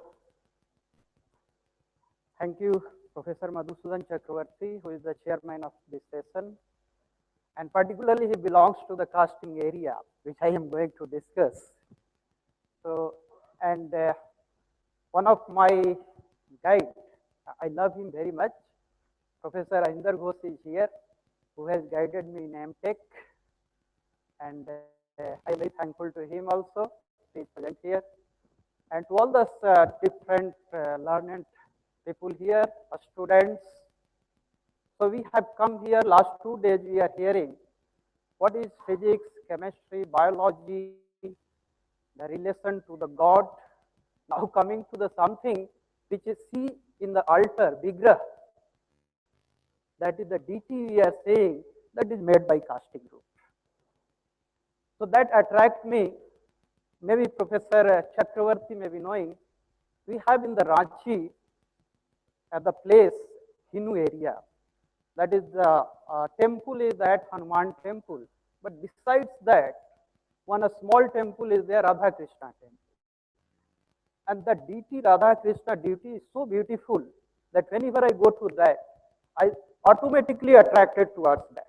So the deity seeing that, so that attracts me. So that seems me that I am related to casting, and that is made by our many ancestors. So go to that.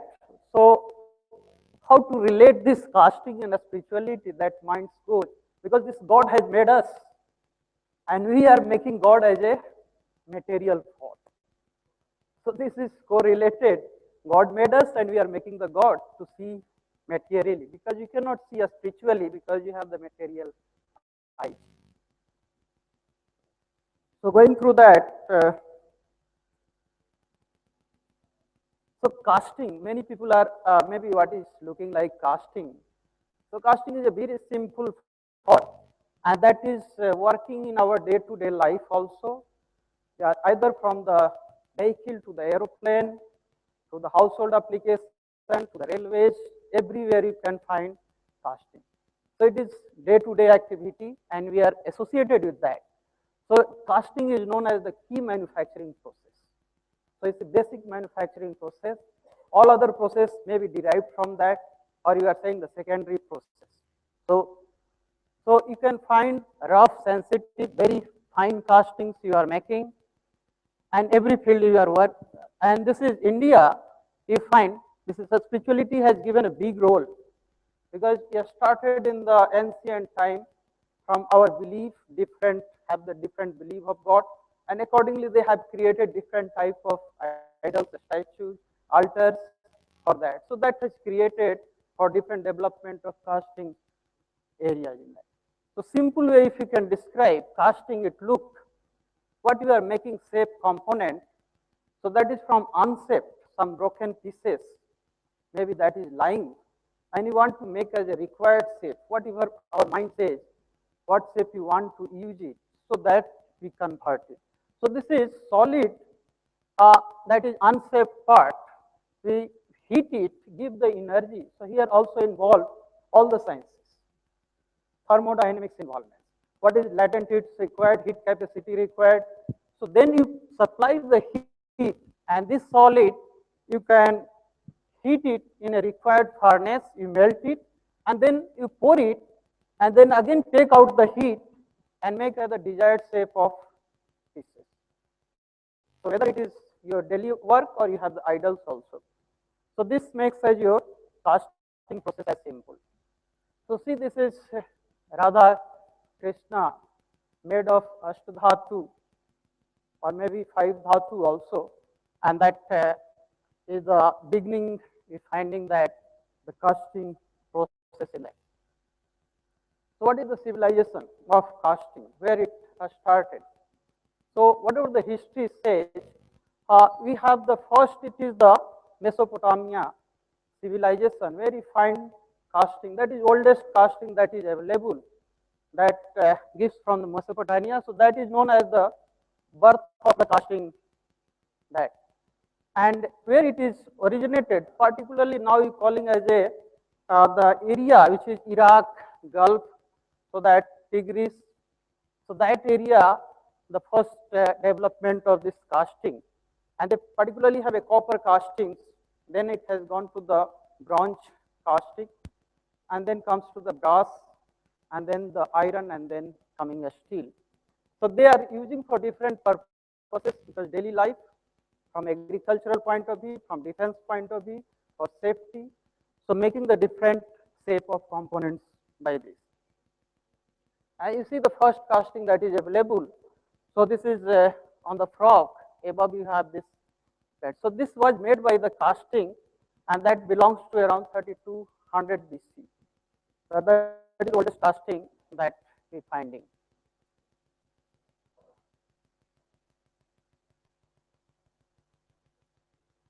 So then Misr, that is known as the Egypt civilization, and that has taken around, that comes around 2800 BC, and they have got the knowledge from Mesopotamia, that is nearby. So they get the knowledge how to make a casting. So they developed now some techniques. So cope drag you are calling in the present age also. The upper portion of this is calling a cope, lower portion calling as a drag, and then you required a core to make a hollow casting. So they come as a hollow casting material also to make a light casting. So this came picture in this lost wax casting process, and presently lot of techniques involved, but this process is still going, and that still it is known as a newer process, but it is a very old process also. Egyptian, they started making golds, different castings, and that have, you can find that worship of Lord of God. So that makes attract to make different developments in the casting, very complicated shape of casting. So they believe, because they believe life after death also. So different pyramids you are finding, their religious belief, and the different idols, and they have with a strong faith in soul. We are now coming as the soul. That was the Egyptian civilization also, they believe in the soul, and they have after death life also. So this is, they believe in entity, and they showed their belief in their casting and foundry works. So that, so I find very good casting here, cast bronze casting cat. So it is a hollow casting. Inside they using the core to remove it. So it look like a very real type of cat that made by 3200 BC like this. Then came in the China in the development of casting part. So they have used this lost wax casting process, because here you can make as a complicated shape casting. Other casting process you require to remove the pattern, to make a cavity, then you are able to pour the liquid metal.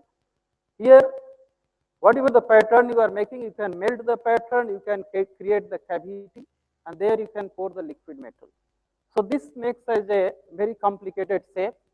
So this mold casting, Chinese also produced cast iron. So then comes to the cast iron age. China is known the father of cast iron, and India is known as the father of steel that has. So 800 to 700 BC, the developed box, the furnace came how to melt, because that was the problem before that, because copper, zinc, that have the low melting point, but if you are going to higher like a ferrous metal, so that required higher temperature, so they required the big furnaces. They are using the melting in a clay crucibles that make with the charcoal and this. But this came the box bellows.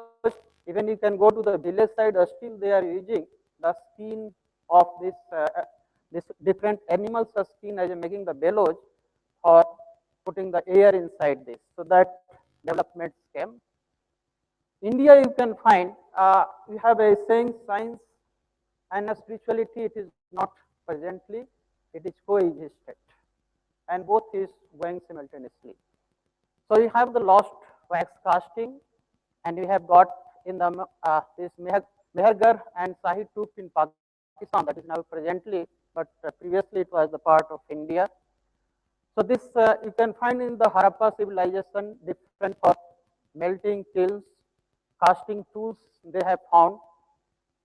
That is mold which you are presently using the different sand molds, previously the stone mold, where you pouring the liquid metal for that.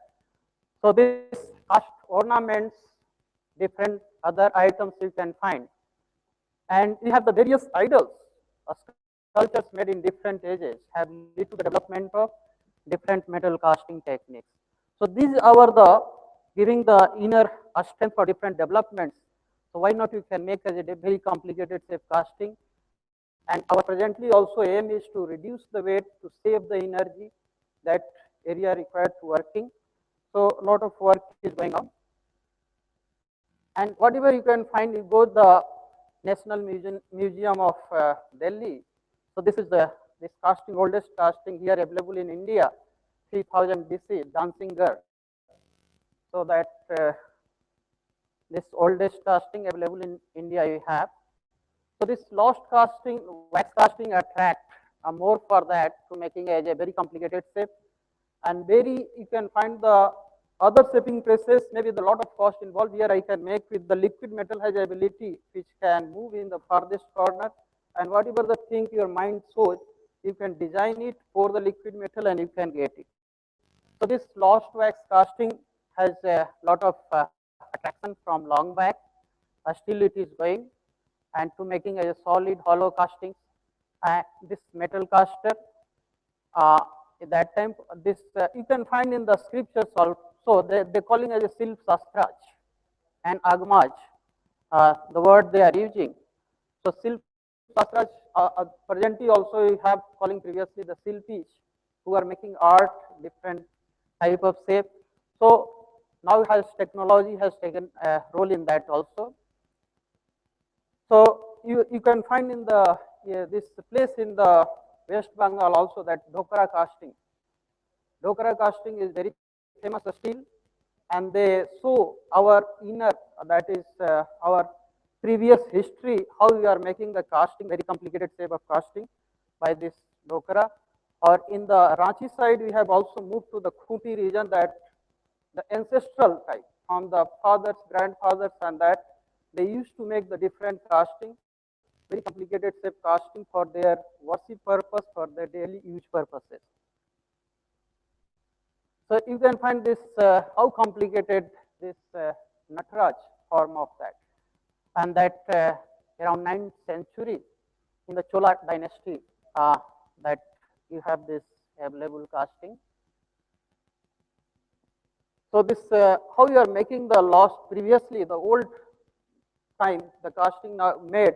So what they making the wax, simply you can design the shape whatever the shape required, and inside hollow you want to make. So they use the sand, charcoal, or some the resins that is available through the trees, and then making the core, and above that they putting the some clays on that, and to bind this clays they put the wire meshes around that.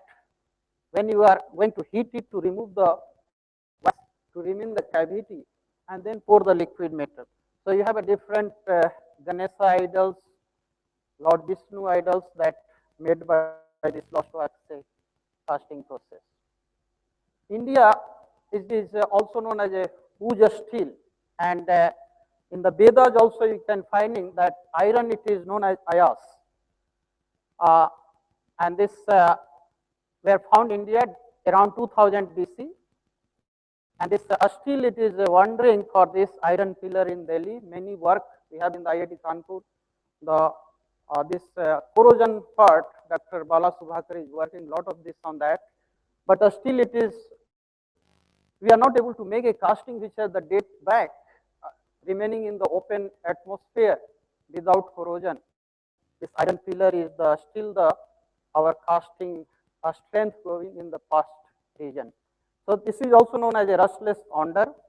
This onder defies the laws of corrosion because the iron is known for oxidizing part, but how it is made, there's still a lot of work in that. And this has a 23 feet high, 6 tons weight, and basically it is 99.72% iron. Any sign of rust, it is still it is standing. So this you can find this iron pillar in the Delhi. Yeah, just right. Indians becomes the first civilization to cast steel around 500 years AD. Indians were known famously for this Puja steel sword, that Tipu Sultan sword steel famous for that. 12th century. That's why this commented by Idris that that Hindus excelled in manufacture of iron, and it is impossible to find anything to surpass the age from Hindwani, that is also known as Hindu Indian steel. The world famous Tipu Sultan sword was made of Puja steel. So in the Vedic literatures, you can find different Sanskrit words. Silp Shastra, that is derived from Astarpatya Veda, that is termed from Atharva Veda. You can find Rig Veda also mention different equipments for castings that is available. Solid and hollow castings made by the Silp Ratna. Mansa Losa, which compiled in 1138, gives the most detailed production of solid casting. A famous Nagarjuna is known as an Indian metallurgist, oldest metallurgist. He wrote many books, Ras Ratnakar and many other scientific work. He has a Buddhist faith on that. A true Satya or Ahimsa, truth doctrines he follows. And many other scientists on that age you can find, like Alvar Belar and many South people. So even the P.C. Rai here, he has written on the history of Hindu chemistry. There also you can find something. So presently where we are in this category, we are the third largest casting producing nation in the world after USA and that is China and USA. So we are producing around 9.33 million tons of casting, and China is 42.5 million tons. And hopefully that may be going to the second in very future. That is 2000 data, but we are going to be second in very near future. So what is the role? How you connect this? Just 2 minutes I will connect this. So when you're making a casting, your aim is to get whatever you are getting from the liquid metal. We are putting something here to capture the unknown, like slag, dirt, and this, and you want to get the clean metal in the mold cavities to get as a perfect casting. So similarly, when you see this picture, many are knowing. So you have this 5 horses, that is you getting the sight, hearing, some taste, touch, the smell. So that represent, and this Lord Krishna is an intelligence from this, and this rains or mind it is known. So similarly, when you do the casting, our aim is to get as a clean casting. So when you want to be perfect man, so these 5 horses, 5 sense elements we have to control. Like when you are making a casting, so we have to control the unwanted parts. So you have to control the senses through the mind, such that we can get the positive energy in our this human mind, and goes through that, and that the person who is sitting as a soul, myself or yourself, so that can lead to the purpose of life. The purpose of life in our casting making, to get a very sound casting without any defect. So here is also to make for perfect person, to have no defect or minimum defect, you can say, such that we can lead our purpose in life. So it says, and the Gita also says, a man must elevate himself by his own mind, not degrade himself. The mind is the friend of the conditioned soul and his enemy also. The same mind also says, Bandhure Atma Atmanasya Tasya Ene Atma Atmana Jita Anant Mansa Tu Satruvata Bartatay Atma Eva Satruvata. So this mind, same mind can act as a friend and same mind can act as your enemy also. So you have to control mind proper intelligence, then you become as a perfect person.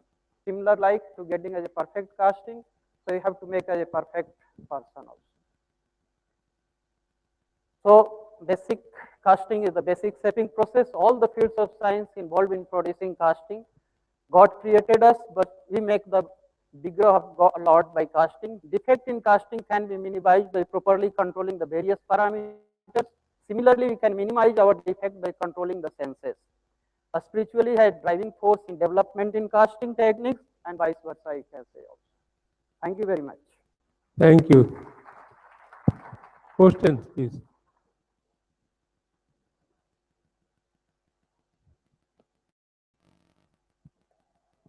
Your question, please. Right, sir. I think very recently we have this 3D printing technology, right? Yeah. Yeah. So in fact, we have built one small 3D printer Yeah. in IIT Bombay. Mhm. So I wanted to know how good they are in terms of making the deities and all this, in terms of, let's say, if we talk about Vastu Shastra kind of thing. So how good they are. Yeah.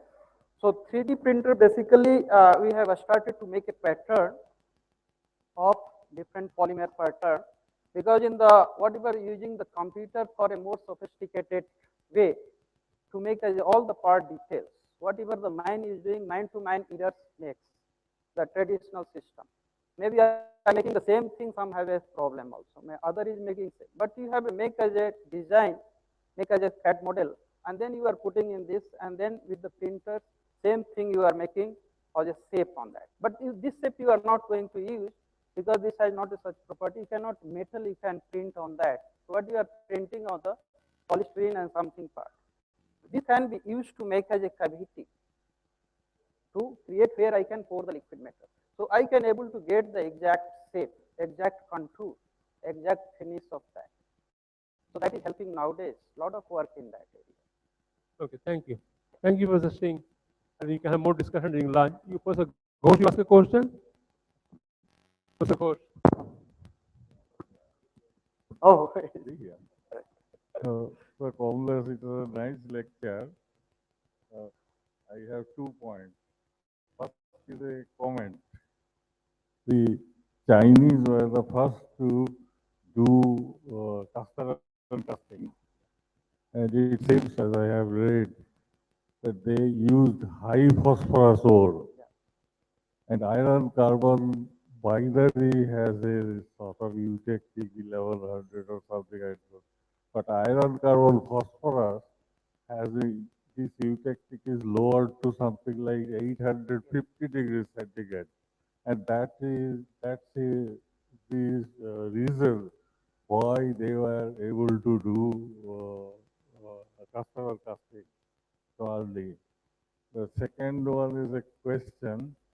You said the Mesopotamians were the first to have developed casting and so on. And then you also mentioned that castings were found in Mehergarh, Balochistan. But as I understand, the civilization in Mehergarh is older than Mesopotamia.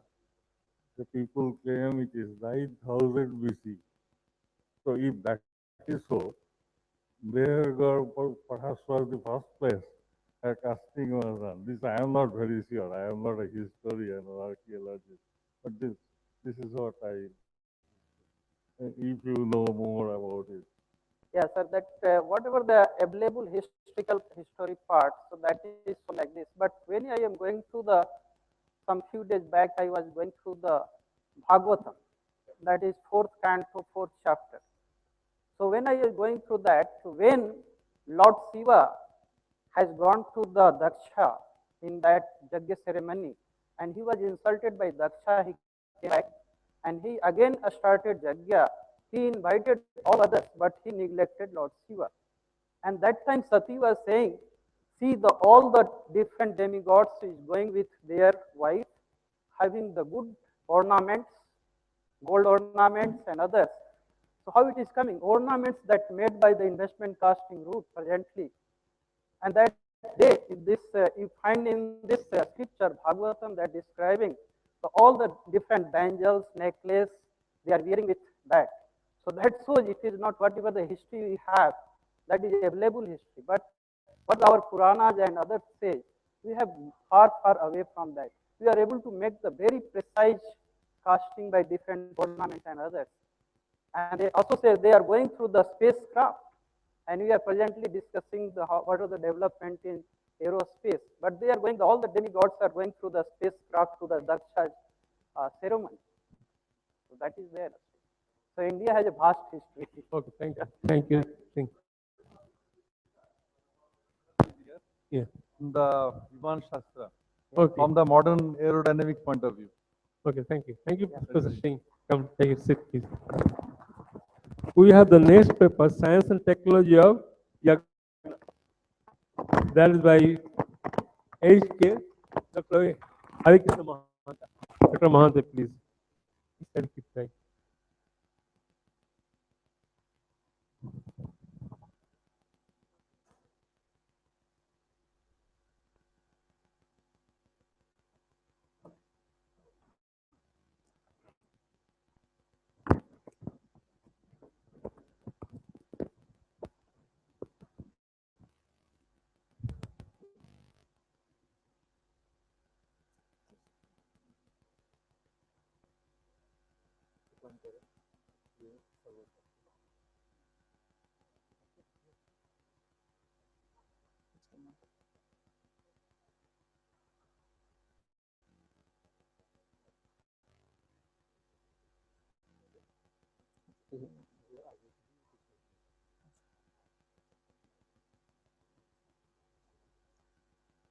Thank you, sir, for this opportunity. Very good morning to all of you. So I'll be talking on environmental pollution control through Jagya. So when India became independent, that there were two priorities: that to take India into industrial age and to give our people food and jobs. But after so many years of independence, 68 years, so much of stress was laid upon the industrial and least on the environmental protection. So what is the result? What is the result of industrialization? The urban air is thick with fumes due to noxious emissions from the vehicles. River waters are foul due to unchecked dumping of toxic wastes by the industries, and the land is poisoned due to deadly pesticides to the agriculture. So the main reasons for the pollution, air pollution in India are the vehicular pollution, which accounts for around 65%, the unrestrained and often illegal spread of urban industries, most without pollution control device of any kind. So what are the major effects of the air pollution? So there are certain statistics. If you live in any of the India's metropolitan cities, the air you breathe is so harmful that you may as well be smoking 10 to 20 cigarettes every day. According to a report by World Bank, that more than 40,000 people die prematurely every year in India because of air pollution, and the government of India is spending around 34,000 crore every year to undo this damage. So there are certain research studies reveal that the number of patients with respiratory diseases and allergies has roughly doubled since the start of 1990s. And in 25 Indian cities with population of more than 1 million, auto exhaust and industrial emissions dangerously cross limits. So there are two statistics I have collected. That one is from 1996 data and another is 2010 data for the 10 cities. One is for the SPM level, another is for PM10. So the green one is the permissible limit, and you can see that most of the cities are crossing the limits. So it is not that only India is having this problem; it is most of the country around the world is also having this kind of problems. Like the US government is spending around some 120 crores dollars per annum to control air pollution. Some incidents like in Danora that was called the killer smoke of Danora is very famous. That in 1948, for 5 days there was smoke, and many people become diseased because of the smoke, and 20 of them died. Actually, this was the first incident. Actually, this led to the Clean Air Act in USA. This is the very significant one. And then that similar kind, like New York, around 200 people killed in 1952, and more than 170 in 1996 due to similar smoke problem. And London also similar problem. Around 1,000 people in 1956 and more than 400 in 1962 killed due to similar situations. So this is that smoke 1940. It is called as killer smoke, very famous. And after the smoke, this was the flag they put. Actually, this led to the Clean Air Act. This is very famous. Because of that, only the US laws became very stringent for pollution control point of view. So it was London that 1952 fog. And this is the tragedy that Bhopal gas tragedy. You all know that so many people, around 20,000 people affected, died. So what are the warnings about this pollution? Due to the industrial and vehicular pollution, the amount of lead and carbon particles will be increased to such an extent that every American has to suffer from heart disease, and they will gradually become mad. So this was told by Dr. Pierre Gizio, scientist, California Technical Institute, and Dr. Robert Keller, director of physical health. Similarly, if the present condition continues, a dangerous situation will arise. The amount of smoke will be so high that even the birds will stop chirping during morning hours. They will also feel trouble in breathing. So this was told by Australia, Agriculture Science and Planning Program, USA. And similarly, India also, like the situation of our cities is very critical. And if things are left there today, the air in our cities will be totally unbreathable. Said by Khanna, former director of NIRI. So we can understand that the modern methods have failed in combating the pollution problems. So about 65% of the air pollution is caused by the vehicles and by the industries, and it's impossible to stop the vehicular pollution. So in this age, it is difficult to also stop industries and vehicles. So emission of smoke cannot be stopped. Then it is difficult to control air pollution so long as the smoke is not destroyed in the sky. And in the material science, there is hardly any method to destroy the smoke in the sky. So the ancient Vedic method of the sacrifice called as yajna provides an alternative solution for this difficulty. So yajna. So what is yajna? Basically, it means service and sacrifice. Basically, sacrifice, a way of living in harmony with the divine nature. It is a lifestyle to promote and protect higher human values in the society. It is a real human culture. So all Vedic civilization is based on the yajna. Yajna is very integral part of Vedic civilization. So what is the process? Process in a yajna, basically, is sacrifice. The samhita, the wood, and havan samagri, the medicinal herbs, are brought in Agnikunda, that is the altar, with pouring ghee and chanting the Vedic mantra. This is, in nutshell, what is the yajna. What are the samhitas, the wood which are being used generally? There are a number of wood. Wood has to be dry, free from dust, insects, and worms.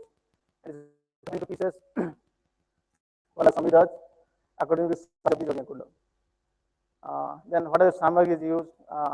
Various substances are used called as havan samagris.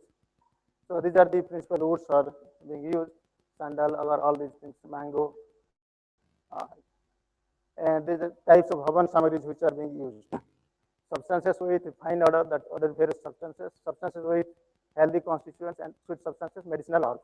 So 4 kinds of substances are being used. So these are say for odoriferous substances, saffron, musk, agar, etc.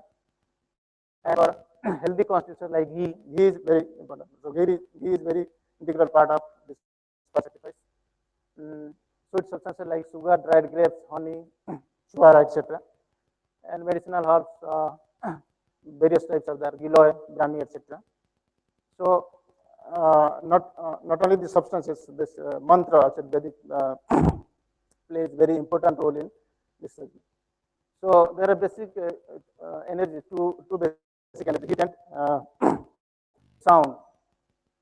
So in performing Yajna, heat from Yajna and the sound from Vedic mantras are combined to achieve the desired and physical, psychological and spiritual benefits.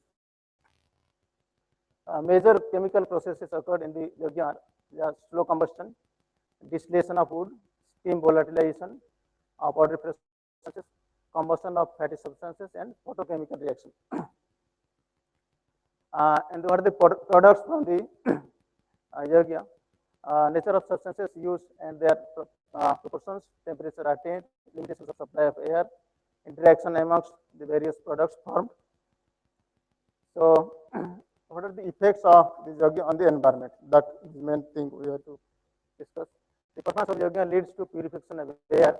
This takes place in the following 6 ways: the natural convection and rainfall, removal of foul odors, removal of bacteria, removal of insects, effect on plant and vegetation, and neutralization of air pollutants. So this one, like the modern methods cannot neutralize the pollutants in the air itself, but the Vedic method can do so.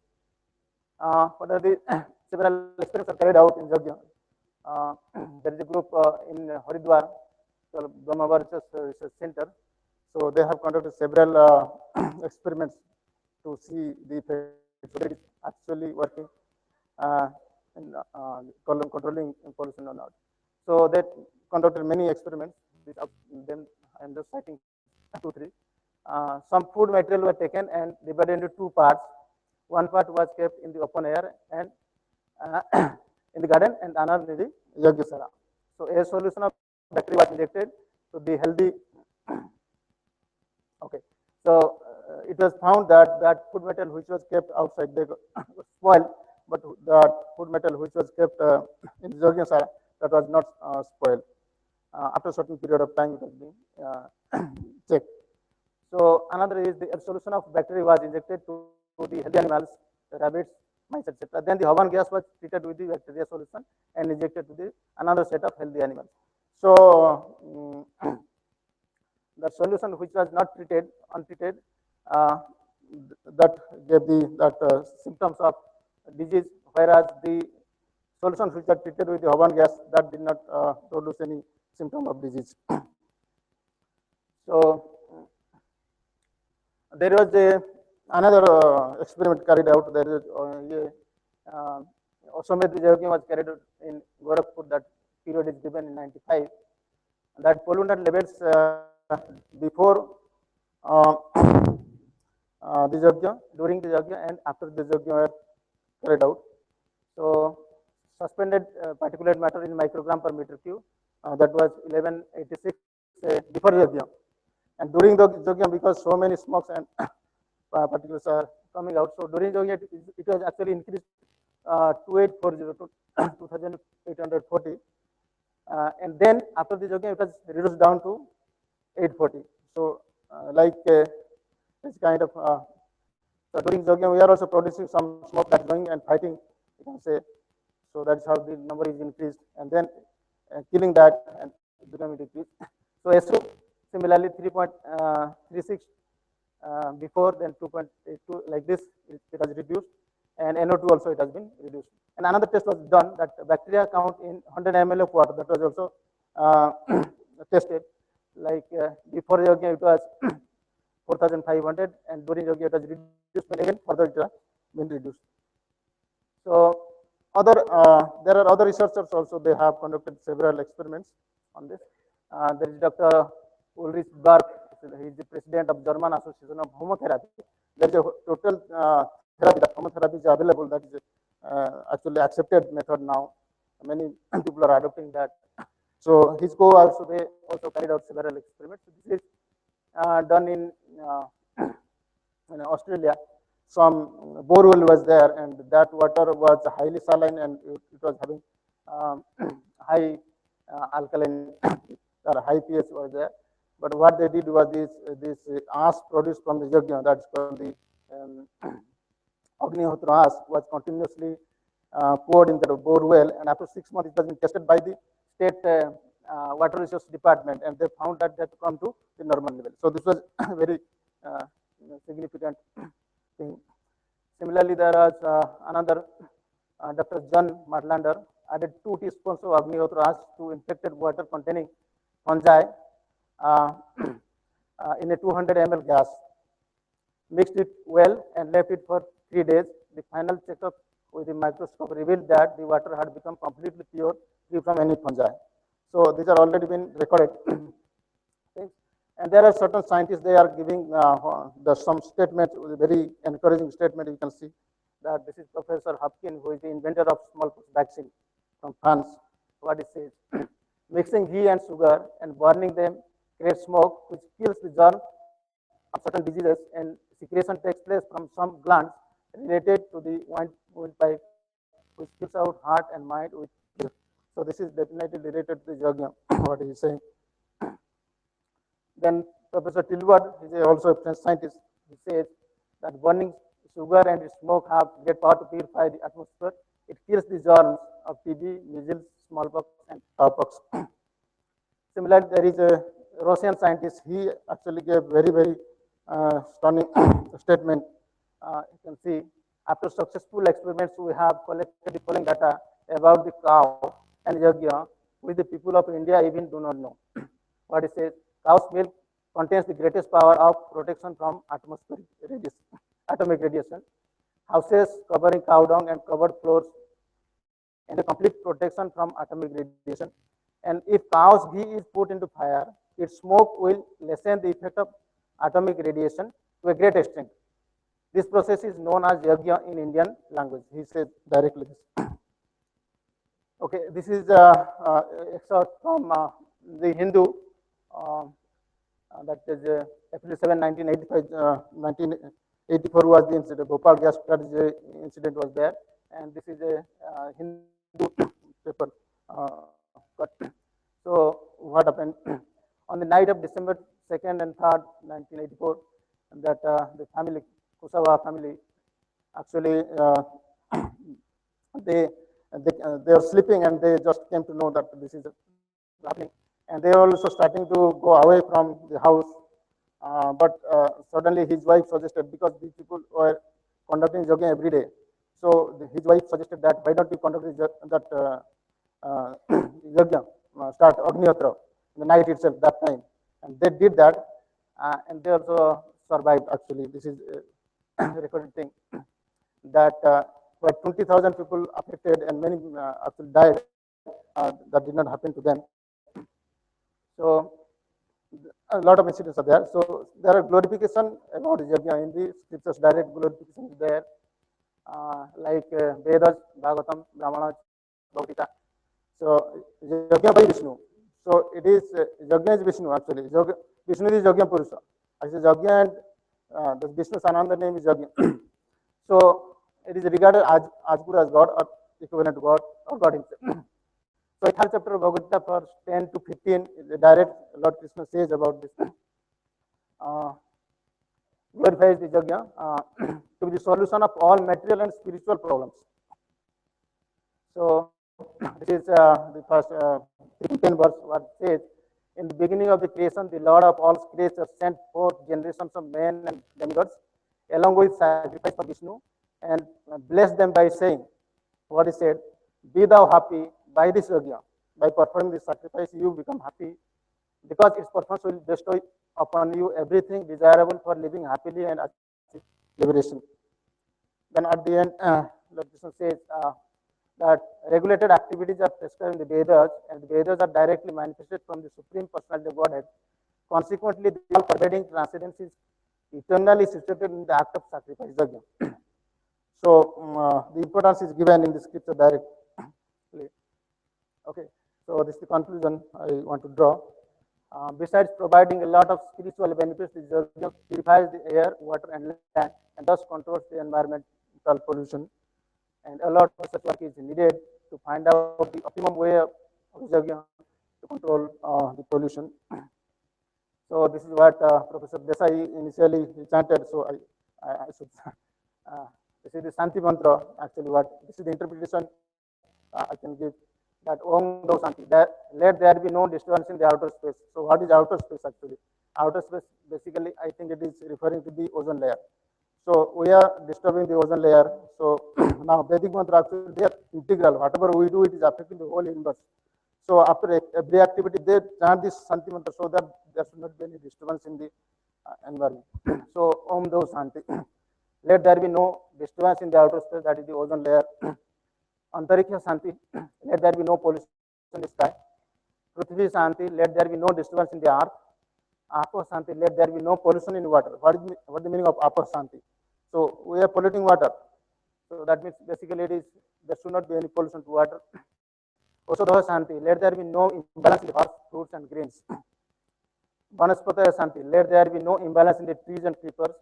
Vishwadeva Santi. Let there be no imbalance in the forces of nature. So what are the demigods? These are basically the forces of nature. Brahma Santi. Let there be no disturbance in the living entities. Sarvam Santi. Let there be no disturbance in all non-living entities. And Santi Reva Santi. Let there be only harmony. Sama Santi Redil. May I be part of that harmony. Om Santi, Santi, Santi. Let there be harmony, harmony, and harmony alone. Thank you. Thank you. Thank you. Question? Yes, please.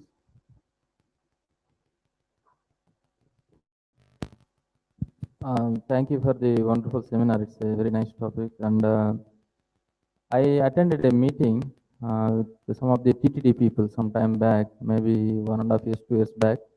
I heard that they are also sponsoring some projects on this area. Yeah. This is for information. And SV University, Sri Venkateswara University in Tirupati, one chemistry professor is also doing some experiments and is publishing some papers. And apart from that, Karnataka government is in Bangalore now, many lakes getting polluted. And they officially declared and also ordered for some yajnas and all. So just as a comment, I want Thank to. you very much. Thank Thank you. you. Thank you. Dr. Mahanta, I have a question. One more question. See, it's a nice paper. You have given a lot of queries from my own self. But one particular slide says that cow milk protects from atomic radiation. Can you just throw some light, like how it protects? Actually, I am going to do research, but I have not researched myself. Just I have collected the data. Cow dung protects the radiation. That is a well established fact. What kind of radiation? Atomic radiation. Means what kind of atomic radiation does it protect?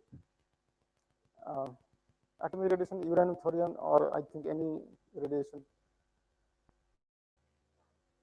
Okay. Okay. You have more discussion during lunch time. Thanks. Thank you, Dr. Mahanta. We'll have the next paper was by Fayodhar Pali, but will be presented by Mr. P. Pavan Kumar. Pavan Kumar, please. Please keep time.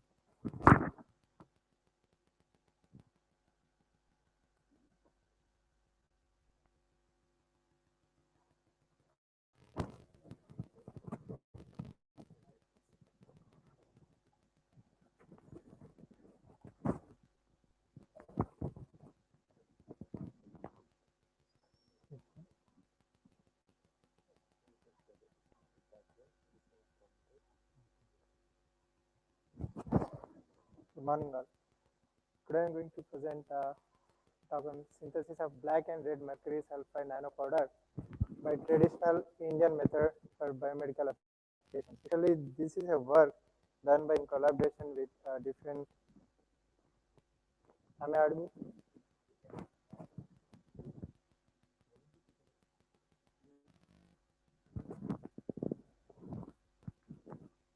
Hello.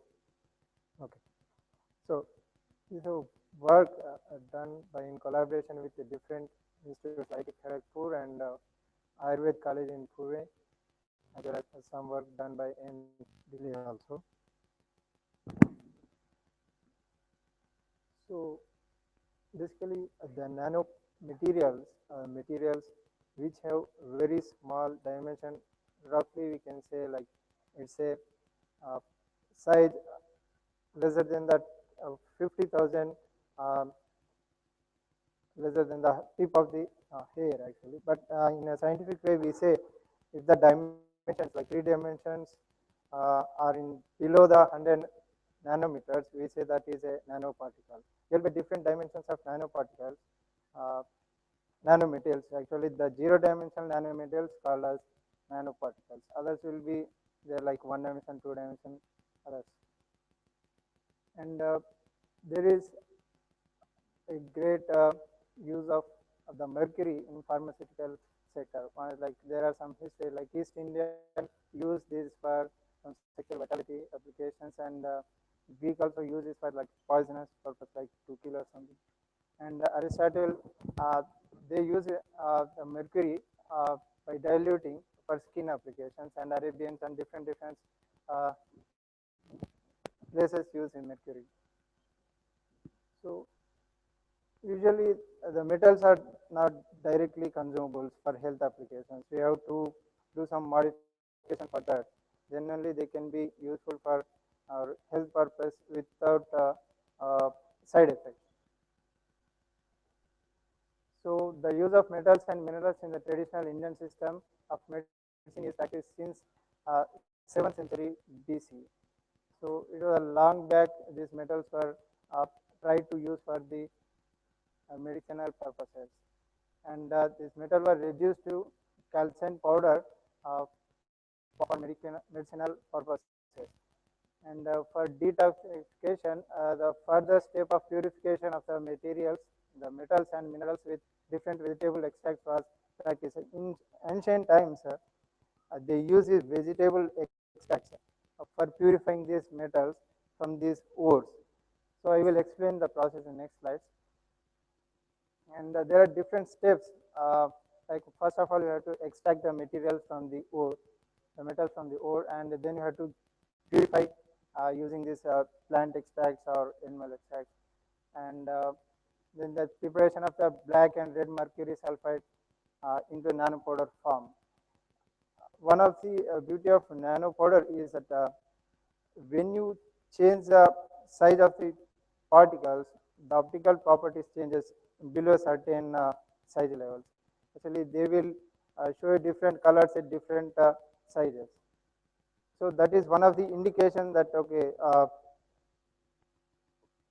the size. And next we have to confirm. Actually, in ancient times there were no like there was no any instrument like high resolution transmission electron scope or scanning electron microscope. This kind of hardware. Nowadays we are visually seeing those things in this high powered electron microscope. At that time, because they don't have that kind of instruments, they check their size using the color properties.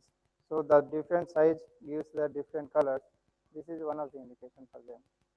And here to make the red and the black mercury sulfide nanopowder, the primary material, which is a raw material, is a cinnabar. It is a ore for mercury. So the process is like this. First of all, the ore was 500 grams of cinnabar ore was taken, and it was mixed with lemon juice and milled for 3 hours using pestle and mortar to obtain a paste. And then the paste was dried in sunlight. And after drying, the mineral was kept in a crucible and was heated in a furnace for sublimation. So the mercury thus found was collected. Then the purification process is like this. That paste, the dried powder was held in a cloth and heated by dipping in boiling vinegar for 6 hours. The pure mercury was obtained after cleaning with warm water and several times. And sulfur with equal amount of clarified butter, that is a ghee, was taken in a frying pan and fried to ensure complete melting of sulfur. Molten sulfur was okay. These are the different steps to purify the mercury and sulfur. So preparation of the black and mercury, this consists of different steps. Okay, I don't read all these things. These are like different, like this is a mortar and a pestle setup. Nowadays we use advanced machines like mechanized machines like ball mills, but that time they used the mortar and pestle and they would grind with hand for longer period of time. For example, Here they grinded it for 48 hours. And okay, after there is a different process like these are like burning of the powders, etc. And these are the persons. It was done in Puri Ayurvedic Medical College. They are doing the process actually, the cleaning process and the calcination, etc. And this is one of the furnace where the powder was kept in, and it was given high temperature to make it calcined. And these are the XRD results. What XRD is, it gives a fingerprint of metals or materials. Like as human beings have different fingerprints, the metals also have their signature of their okay, different each metal. For example, particular here mercury shows its fingerprint peaks at different position, like 30 plus something, this kind of thing. Through this, we can find out like what kind of material has formed. Are there any different phases, or only one phase is there, and as well as the composition of different phases. You can find out this from these XRD results. And this result shows that after calcination, the peak shows the HGS, the mercury sulfide peaks. So we can confirm that okay, the found material is mercury sulfide. And this is the ACM results. These are the particle morphologies of the mercury sulfide powder at different times of grinding. So this is a TEM picture. TEM is electron microscope, which can through which we can see like atomic resolution pictures. So here is 20 nanometers size. The white bar means that it is a 20 nanometer scale picture. So these dark spots are the nanomaterials after grinding for like 48 hours or more. And these are the like EDAS picture. EDAS, it is a spectroscopic technique which gives the elemental compositions. So the XRD gives